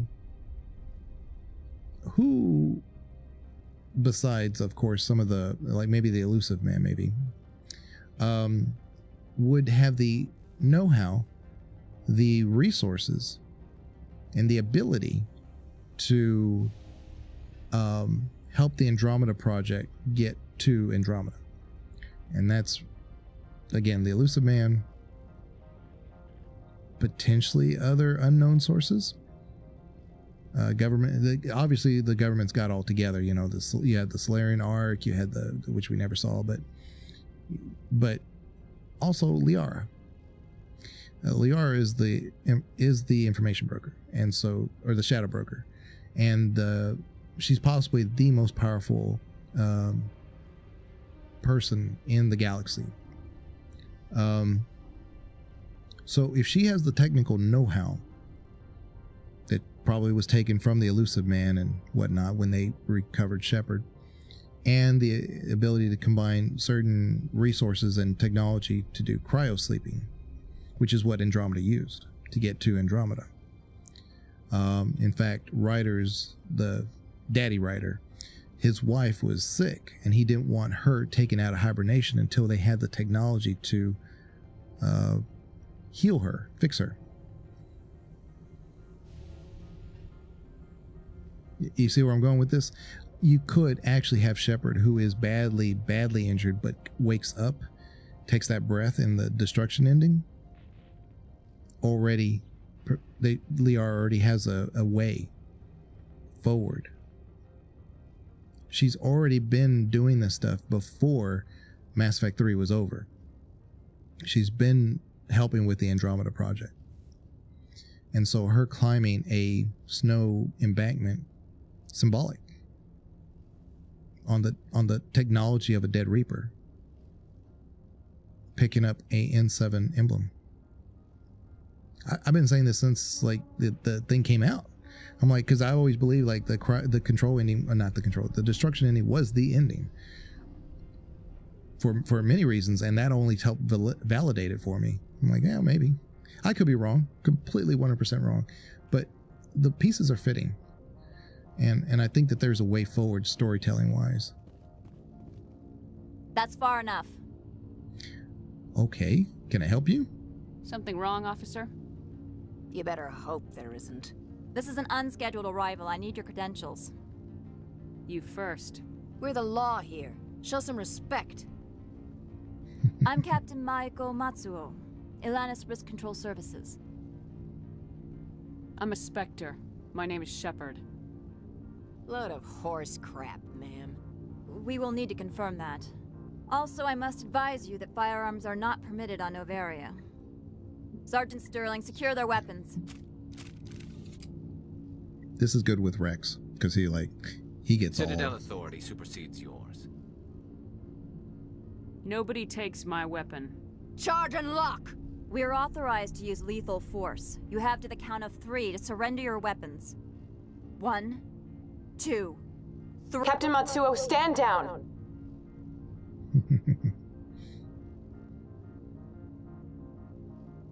We confirmed their identity. Spectres are authorized to carry weapons here, Captain. You may proceed, Spectre. I hope the rest of your visit will be less confrontational. Parasini-san will meet you upstairs. Behave yourself. This one can't help herself. So we got a couple of renegade points. Hey, Bree. Yeah, when you bring Rex here, he's like, damn it, I wanted to fight. You know, it's just funny. This one right here, Meiko Matsuo, if you talk to her again after you've done a few things, after you get into her point, before you like go back to the garage and stuff, she does have extra things that she'll say, and so it's worth coming back to talk to her. I'm sure Parasini-san will answer any questions you have.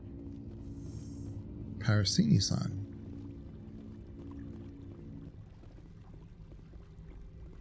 There she is. Weapons detectors. Don't mind the alarms.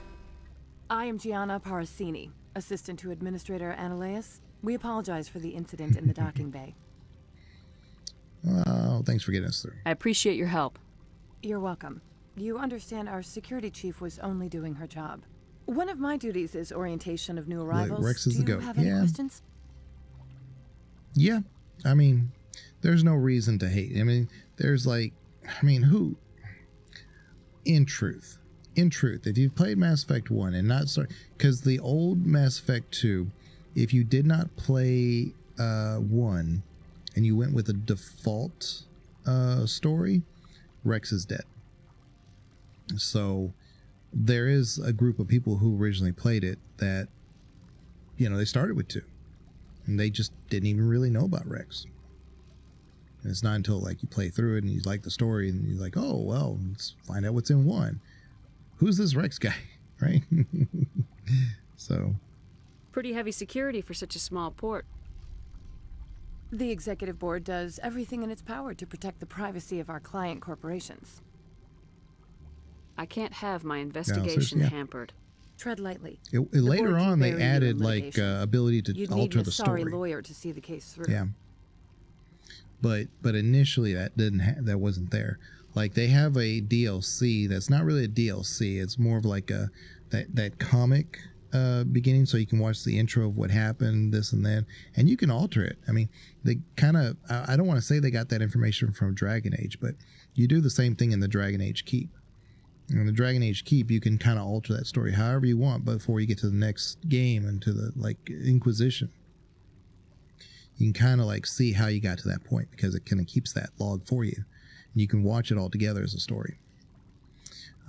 But Mass Effect 2 does the same thing. You can actually change your beginning. So without playing 1, you can actually tell it what you did. Now, I don't think it incorporates everything. Like, for instance, the Conrad Werner quest line. If you don't do everything in 1, then you won't get those options in 3. So I knew ME1 is a little rough. But I felt like I had to play it in order to get a better understanding of the world. And you're right. You're 100% right. That's why every playthrough we do with 1. And now that we have Legendary, jeez, even more so now, you know? Pretty heavy security for such a small I port. think I said this already. The executive board does everything in its power to protect the privacy of our client corporations. Yeah, I already did. I can't have my investigation hampered. Tread lightly. The board can bury you in litigation. You'd need an sorry lawyer to see the case through. Has Funny, I anyone have one. unusual passed through here recently? Unusual? And a sorry matriarch passed through a few days ago. Lady Benezia. Benezia? She is here? Can I speak with her? Benezia left for the Peak 15 research complex days ago. To the best of my knowledge, she's still there. Could you tell me how to get there? You'll need to ask Administrator Analeas for clearance to leave this port. Where can I find the administrator? His office is on the main level, left at the top of the elevator. Understood. Can we go in now? Of course. If you need any help, you can ask me at the administrator's office. I like She is here. I can't believe Parasini. it. I imagine you want to talk to me, Shepard. About my mother. Yeah, I like Gianna, but she does play both sides of these things. She's actually playing 3 sides. She's playing one as this corporate, you know, secretary. I don't know what to even call her. But she's obviously not working for them. She's surveying them. You know, she's got them under surveillance. But she's also working for humanity and for us because she sees the bigger picture. And that's why I like her, because she thinks for herself and she sees what's beneficial for everybody. And if it wasn't beneficial for everybody, she wouldn't help us. I like her a lot. And she does give us a clue about some possible Mass Effect 4 stuff too. Is when you have that beer with her, because she says, "I owe you a beer," and then you go and have that beer, and she talks about, "Yeah, I got to survey some other people because a lot of very influential people have been interested in this dark energy." And that's not the only time that they've mentioned dark energy. It's in pockets. And so if you string those little clues together, there might be something there to pursue in 3 and 4. May not, but it's there.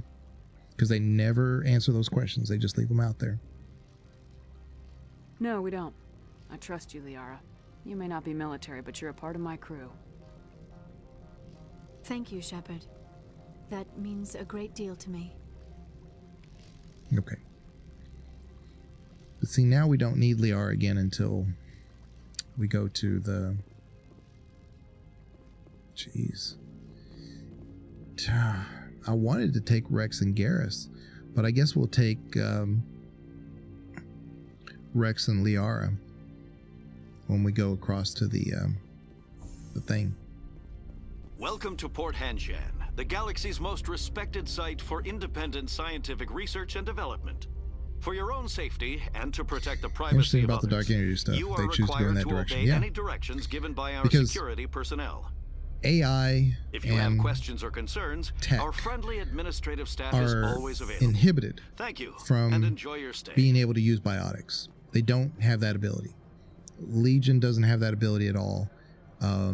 EDI doesn't have that ability at all. They don't have the ability to do biotic stuff. So if you're a Geth coming into the galaxy at a disadvantage, very low population, possibly borderline extinction, you can see the wheels turning. What can we use to give us the most advantageous thing to go forward?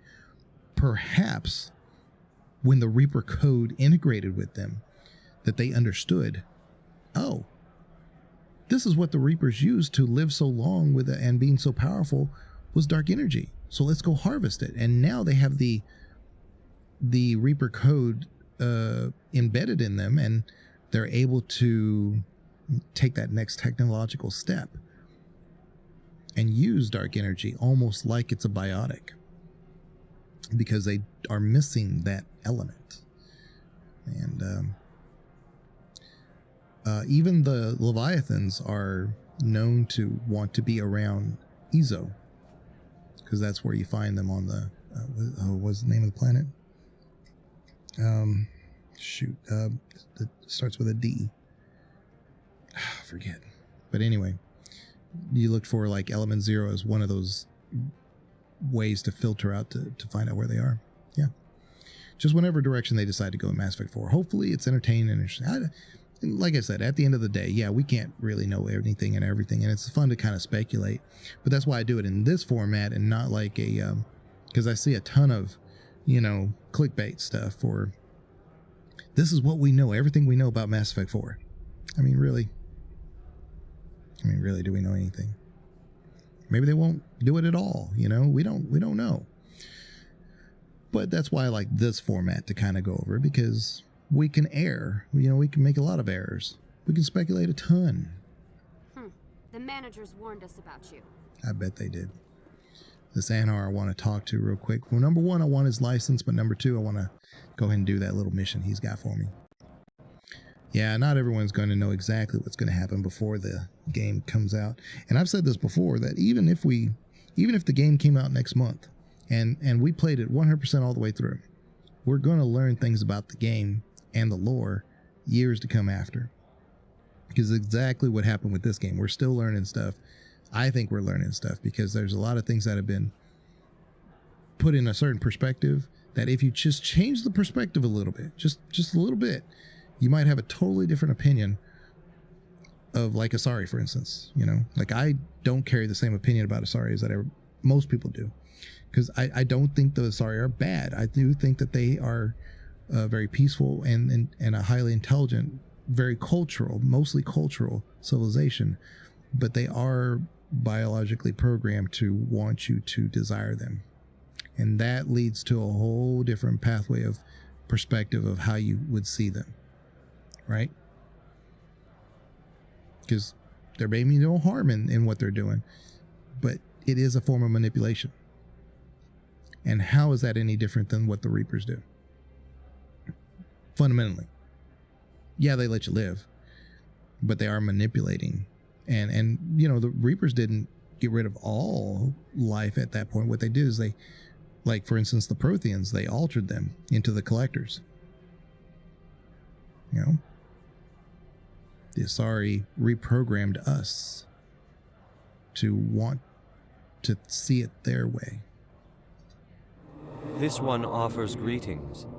You are the Spectre that visits Port Hanshan. News travels fast here. Indeed, esteemed Spectre. Your arrival was not greeted with any joy by the companies here. This one has a burden that you could ease. If an arrangement could be made, it would compensate you. This one has procured a special item for a customer. The item is not permitted within the station, but you could bring it through customs. You want me to use my status to smuggle for you? That is not inaccurate. I love how he says that. He doesn't try to explain. He doesn't say yes, he doesn't say no. He says, that is not inaccurate. Okay. That's a perfect Hanar answer. That is not inaccurate. Okay. I won't carry anything if I don't know what it is. This one must be discreet. Rest assured, the contents pose no threat to anyone within this port. And I can appreciate it because what little contact we've had with this port has been neutral at best and hostile at most common, right? So so I can appreciate where the Hanar's coming from. He's like, look, there's nothing wrong with this content. I guarantee it. I wouldn't even give it. He could be lying, of course. But if he's right, he has a right to kind of say, look, it's not really normal for us to negotiate like this and be able to like move goods in this manner. But because of where I'm at, I mean, you know, what am I going to do? I want to know where this package is going. This one's customer prefers to remain anonymous. Yeah, let's see it my way, though. I'd be stupid to do this without knowing that I'm not equipping my own enemies. Your words are not unreasonable. The customer is the Krogan called Inamorda. That one is a bounty hunter of some repute, and quick to anger. You understand this one's urgency. That other grows restless from the delay. Okay. I'll do it. I have no problem with that. This one humbly thanks the Spectre. The package will be delivered to your vessel. All you need do is bring it to this one. Please do not mention this to Administrator Analaeus. That one would levy fees. Is there anything else this one might help you with? And so that tells you a lot. Like he would administer fees. In other words, he wouldn't block it, right? He wouldn't like isolate it. He wouldn't, you know, he would apply fees. He wants a cut for the company or whatever. And so I can appreciate what the Hanar's doing because he's not trying to, you know, is he doing something bad? Well, that's perspective, of course, but I would say that he's not in even in the company's eyes, you know, the planet's eyes, because they would only charge him a fee and he's just trying to avoid that. I get it. Could I buy something now? Is there anything in particular the Spectre is looking for? I want to buy the license more than anything else. Maybe not. Exactly. I just want to buy this. That and the Metagel upgrade. Oh, some Titan armor. Interesting. Compare. That is better. 11,000? That's definitely affordable.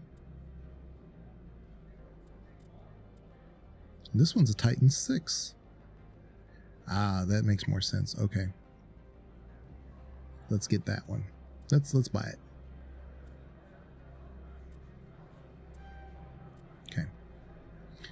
Okay, let's buy it.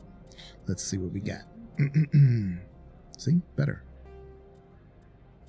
Nice. Yeah, I don't believe that whole alien race is all bad, but all the real alien races definitely have a couple of bad apples, of course.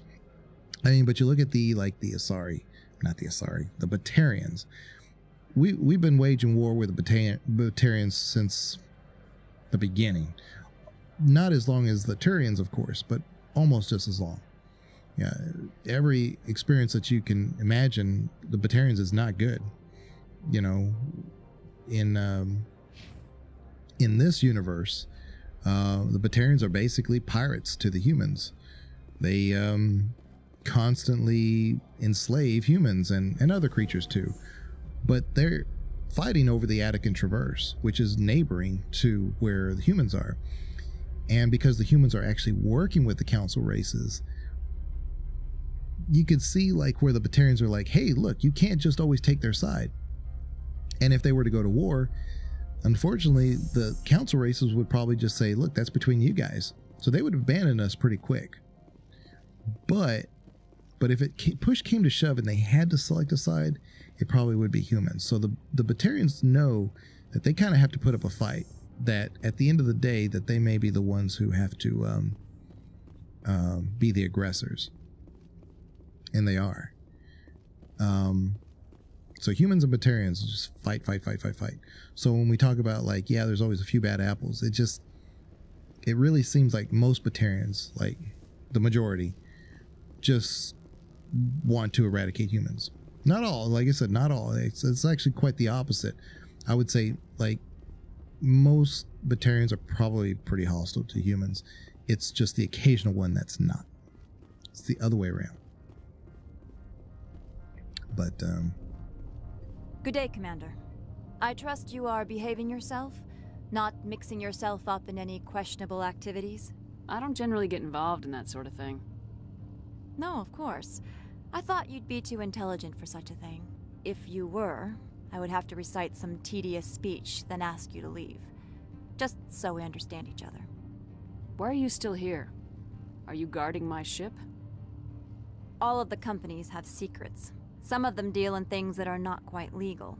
Having a Spectre here makes them nervous. Analea Sama is buried under petitions to kick you off-world. I assure you my crew is quite capable of protecting our ship. No doubt. I can count gun turrets as well as anyone else. But the backlash, you would not want to deal with that. And now that you said that the Batarians are the exception to that rule, but most alien races, that rule still play. Oh, of course. And like I said, I mean, some people just absolutely love Batarians. I know some people that just love Batarians, especially like people who work with Aria, which I totally get. Because they're extremely loyal. They're fierce, warriors and soldiers. They would make a great ally. The problem is the Batarians are exterminating themselves. They keep doing things trying to get that edge against humanity, especially, and keep shooting themselves in the foot. So like in 2, when the I guess you could say the last DLC before you go into the 3, the reason why Shep is incarcerated, or not, I don't know, she's not incarcerated, she's just stripped of the ship, the Normandy, and her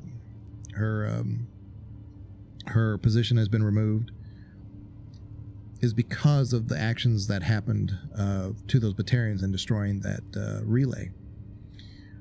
Did it prevent the Reapers from coming through immediately? Yeah, it did, because they were coming. They were on the way, like within the hour.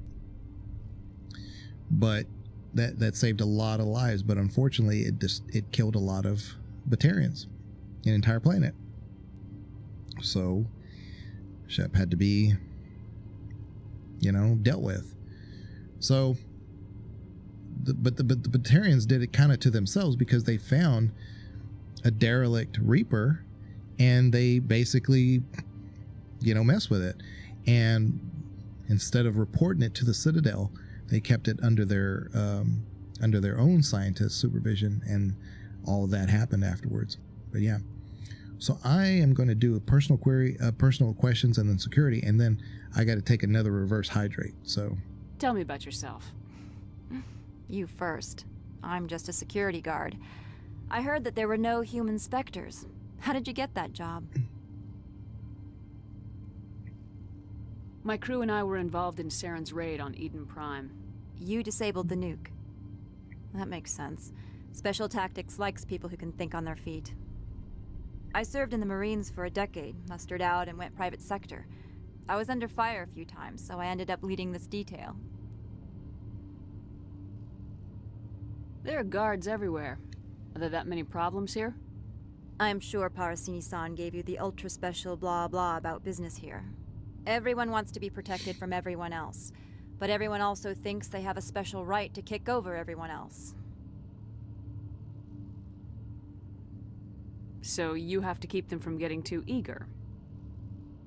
Most of my job is diplomacy. Two corps start yelling at each other, my people walk in, flash some ceramic, and they start talking civilly. If there is anything this job has taught me, it's how to be impartial. Don't they have their own security forces? Everything from hackers to mercenaries. They have investments to protect, after all. But we are the only ones allowed to bear arms. Which is why the companies constantly try to bribe my people. I have a clear policy against freelancing. Anyone who works on the side is fired. There you go. So that's why I said I like this Makeo Matsui. I mean, it's really worth talking to her. So it's unfortunate that if things go bad, she's got to go. But I mean, you can do this in a way where she walks away. Yeah, I would say my favorite alien race has to be the Turians.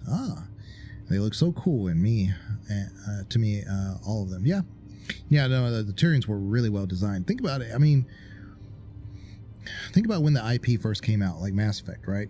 It wasn't like there was an established universe anywhere. It wasn't like they were building on anything. You had to get it right. You had to get the Asari right. You had to get the Quarians right. You had to get the Turians right. You had to get the Batarians right. They all had to make sense. They all had to have their lore. They had to have a reason for being.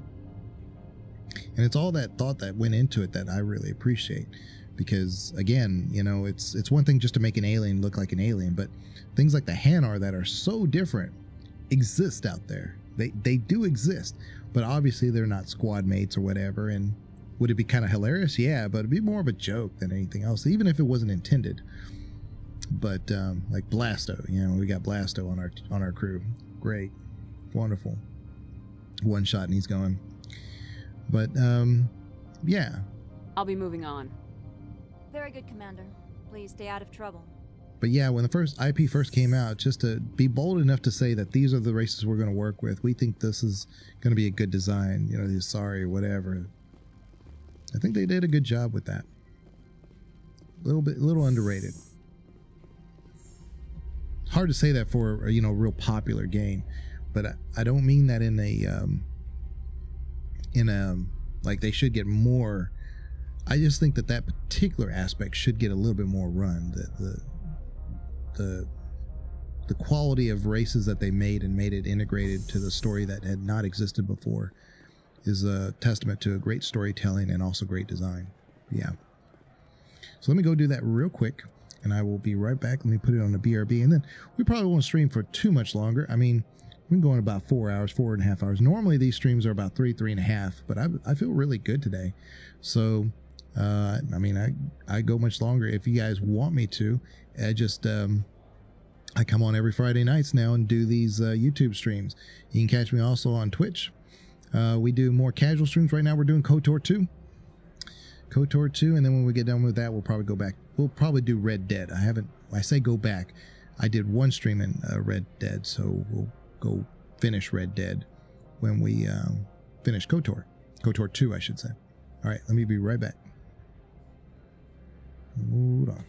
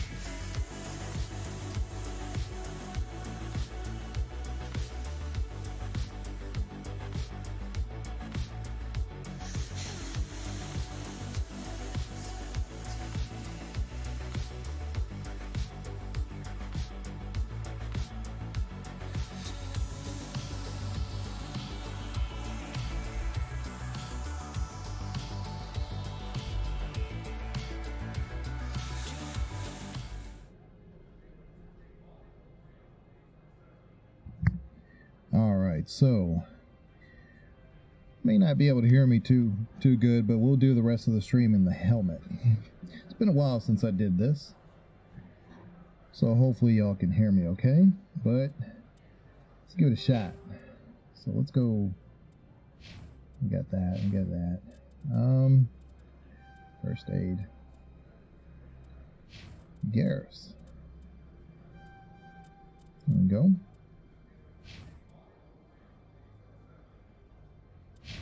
Alright. Let's go talk to the jerk. Nice. I appreciate it. I've been known to do a stream or two in various things.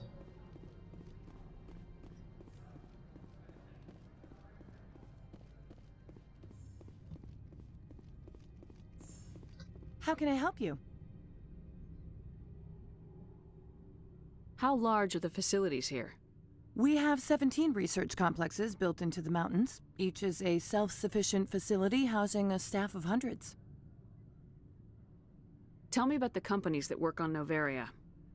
Over 250 high-tech firms rent our labs. Major shareholders include Elanus Risk Control Services, Binary Helix, and Synthetic Insights Limited. But of all the different things I wear, this is probably the easiest for me to wear because I wear glasses, so it gives me the space, you know, inside to wear something like this. Your guards work for ERCS, don't they? The executive board gets a discount on facility security. Elanus also develops lethal and non-lethal weapons. Binary Helix. They work in genetics? BH is a leader in genetics and biotechnology. They try to keep a low profile in the media. Much of their research is in biotic modifications. That angers many Luddite, organic baseline, and fundamentalist groups. Haven't I seen Synthetic Insights in the news lately? They're one of only 4 corporations licensed by the Citadel Council to develop artificial intelligence. They attract many protests. No agitators have ever breached our security. That's why they invest heavily here. I'd like to speak to Analaeus. One moment, please. Mr. Analaeus? Yes, what? Commander Shepard is asking to see you, sir. Right, fine, come in. This dude. I love messing with this guy. You will excuse me if I don't stand up. I have no time to entertain spaceborne vagabonds. I see you looked up my service record. Only a fool enters negotiation without knowledge of the other party's tendencies. This greeting is a courtesy. I will only cooperate as required by the executive board. Businesses come here to avoid the second guessing of galactic law. Are you telling me you have no safety protocols? Don't be ridiculous. Do you think a for-profit company would take no precautions against loss of life and material? Project leads have the final say here, not meddlesome politicians. Do you do business with Saren? Agent Saren? One of your Spectre compatriots? He is a major investor in Binary Helix Corporation, which is one of Noveria's backers. I've heard an Asari matriarch is here. Benezia? She arrived a few days ago, accompanied by a personal escort and some cargo. She's up at Peak 15. What can you tell me about her cargo? Large, heavy, and sealed. It passed weapons screening. Beyond that, it is not our concern. What do you mean, personal escort? The phrase is self-explanatory. Bodyguards attending to the safety of her person, mainly Asari commandos. Commandos? You didn't think that odd? They followed all our regulations. I had no reason to forbid Lady Benezia from taking them. What brought her out here? If I knew, I wouldn't be at liberty to say. She came here as Agent Saren's executor. She is here on business for Binary Helix. There were issues at Peak 15 that required Saren's attention. I'd like to see her, immediately. I'm afraid that you cannot. Peak 15 is a private facility in the Skadi Mountains. Regardless, there is a blizzard in the area. Shuttles are grounded and surface access has been cut off. Back to my other questions. Every minute of my time you waste costs the company 12 credits. I will keep a running tally.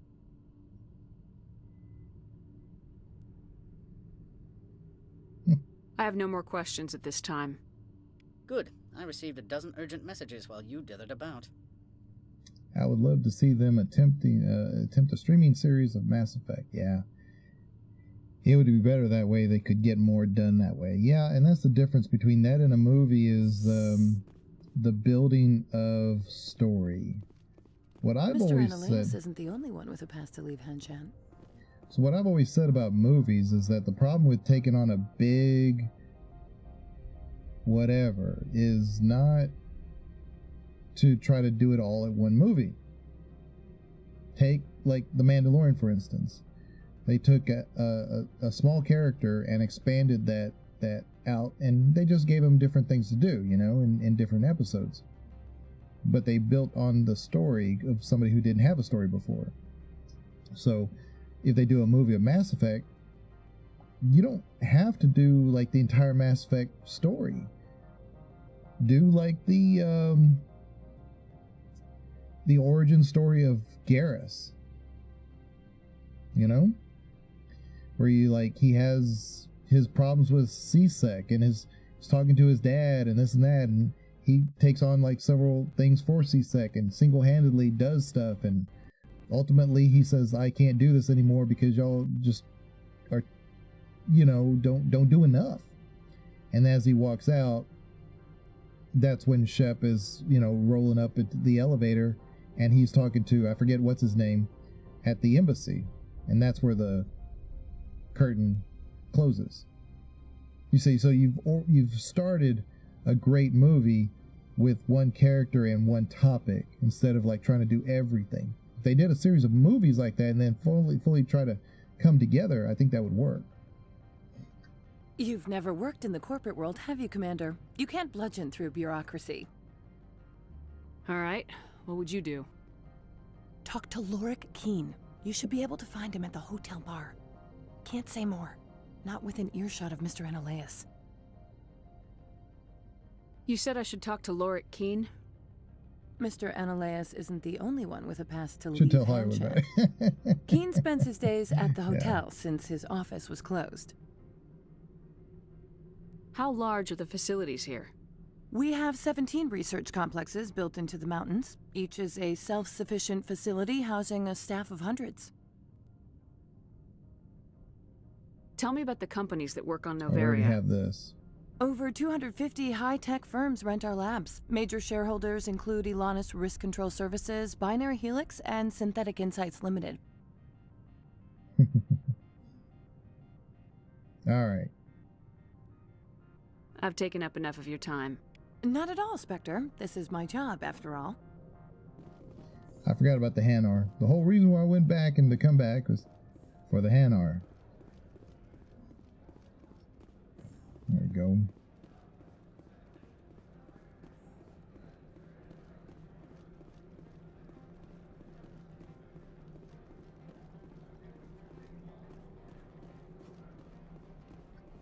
Greetings, Spectre. Have you brought the package?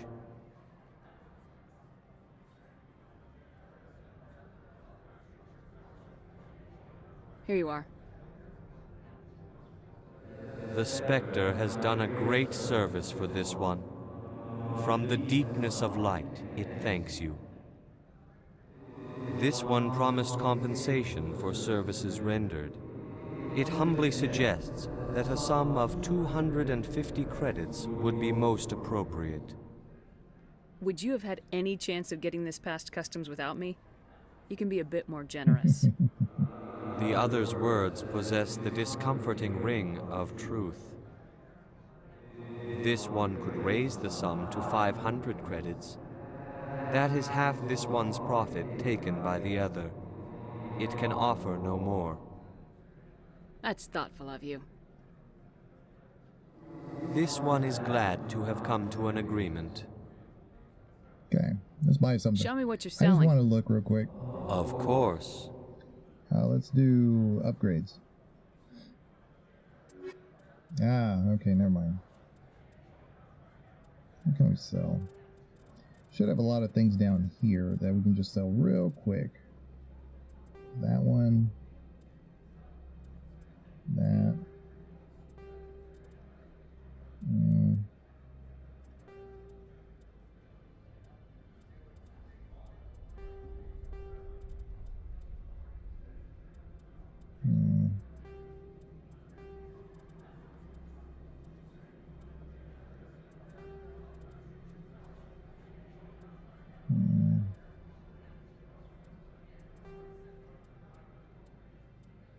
is these duplicates I don't really need. Okay. Because we're not at the point where our upgrades are I can't live without, right? I really need better than what we have. But we're almost there. We're almost there. Medical interface. I need to get this put on me or somebody. That's for sure. Let me do a quick... where's my equipment? On ours, we need to put medical interface 5. And let me make sure Liara, because she doesn't have any armor. But we can put that on her, I guess. Yeah. I forgot she could wear human armor. Put this on her. And Garrus, what do you got? You got level 3. Okay, good. Alright, so we're all set. We're all set. We'll save. So what we'll do is we'll probably call it right here, only because I have to do a lot of talking to a lot of people for just to get the information enough to get the key so that we can go to the garage, so that we can go to the other side and actually start doing stuff. So there's quite a bunch of dialogue stuff. So that's probably a good idea to like set that up at the beginning of a stream. So that way we get all that out of the way instead of at the end of a stream. You know, that's may not want to be, you know, I don't know, that may or may not be boring for some of y'all, but I just don't want to like drown y'all in dialogue. So I appreciate everybody being here. Like I said, we do stream on Friday nights here on YouTube. I do stream on Twitch under Legion Grey, same thing. But we do much more, I mean, I wouldn't say this is formal, obviously. But we just kind of like chat it up and get pretty casual on Twitch. So if you want to catch us there too. That's Tuesday through Thursday, and right now we're doing KOTOR. So we do RPGs and what. Sometimes I will be doing an occasional Saturday stream. We might be doing one soon for a celebration of some achievements we got in Twitch and YouTube, because we're at 64 now. I didn't even notice that. Yay guys, we're at 64. We went from 62 to 64 in one stream. That is amazing. I am so happy about that. So we might do a celebration stream on Twitch, and in which case I'll be giving away some BioWare gift cards, BioWare gear gift cards. They're, you know, since I'm an ambassador for the BioWare gear store, my code will get you 20% off. I don't know if it'll work in YouTube, but I can try. Let me see here. BioWare. Let me see if it works here. It should work. I think I tested it last time, but it's basically BW Legion Feb, F-E-B. And I can put it in here real quick. BW Legion Feb. If you guys ever need a code for a discount on the BioWare gear store, just ask me, and I can always, like, you know, tell you what it is, because occasionally I have to change the code. It like expires after a while. But unless they have their own big sale of their own, it usually should work. But it's just 20% off whatever you get there. And I will check you guys later. I appreciate everybody. Now, if you spend 5 minutes with me, 50 minutes with me, 5 hours with me, the most important thing you can give me is your time. So I appreciate everybody being here. Thank you for the conversations, the lore topics. Anytime y'all want to talk about that kind of stuff, hop on in. Let's chat it up. Let's see what direction it goes. What kind of stuff do you like? What kind of stuff do you hate? I am working on lore videos. I've got them all storyboarded and ready to go. I just have to make the time to do it and put it all together. Thank you guys very much. I will see you guys soon. And let me find the right video here. And y'all take care. Thank you very much.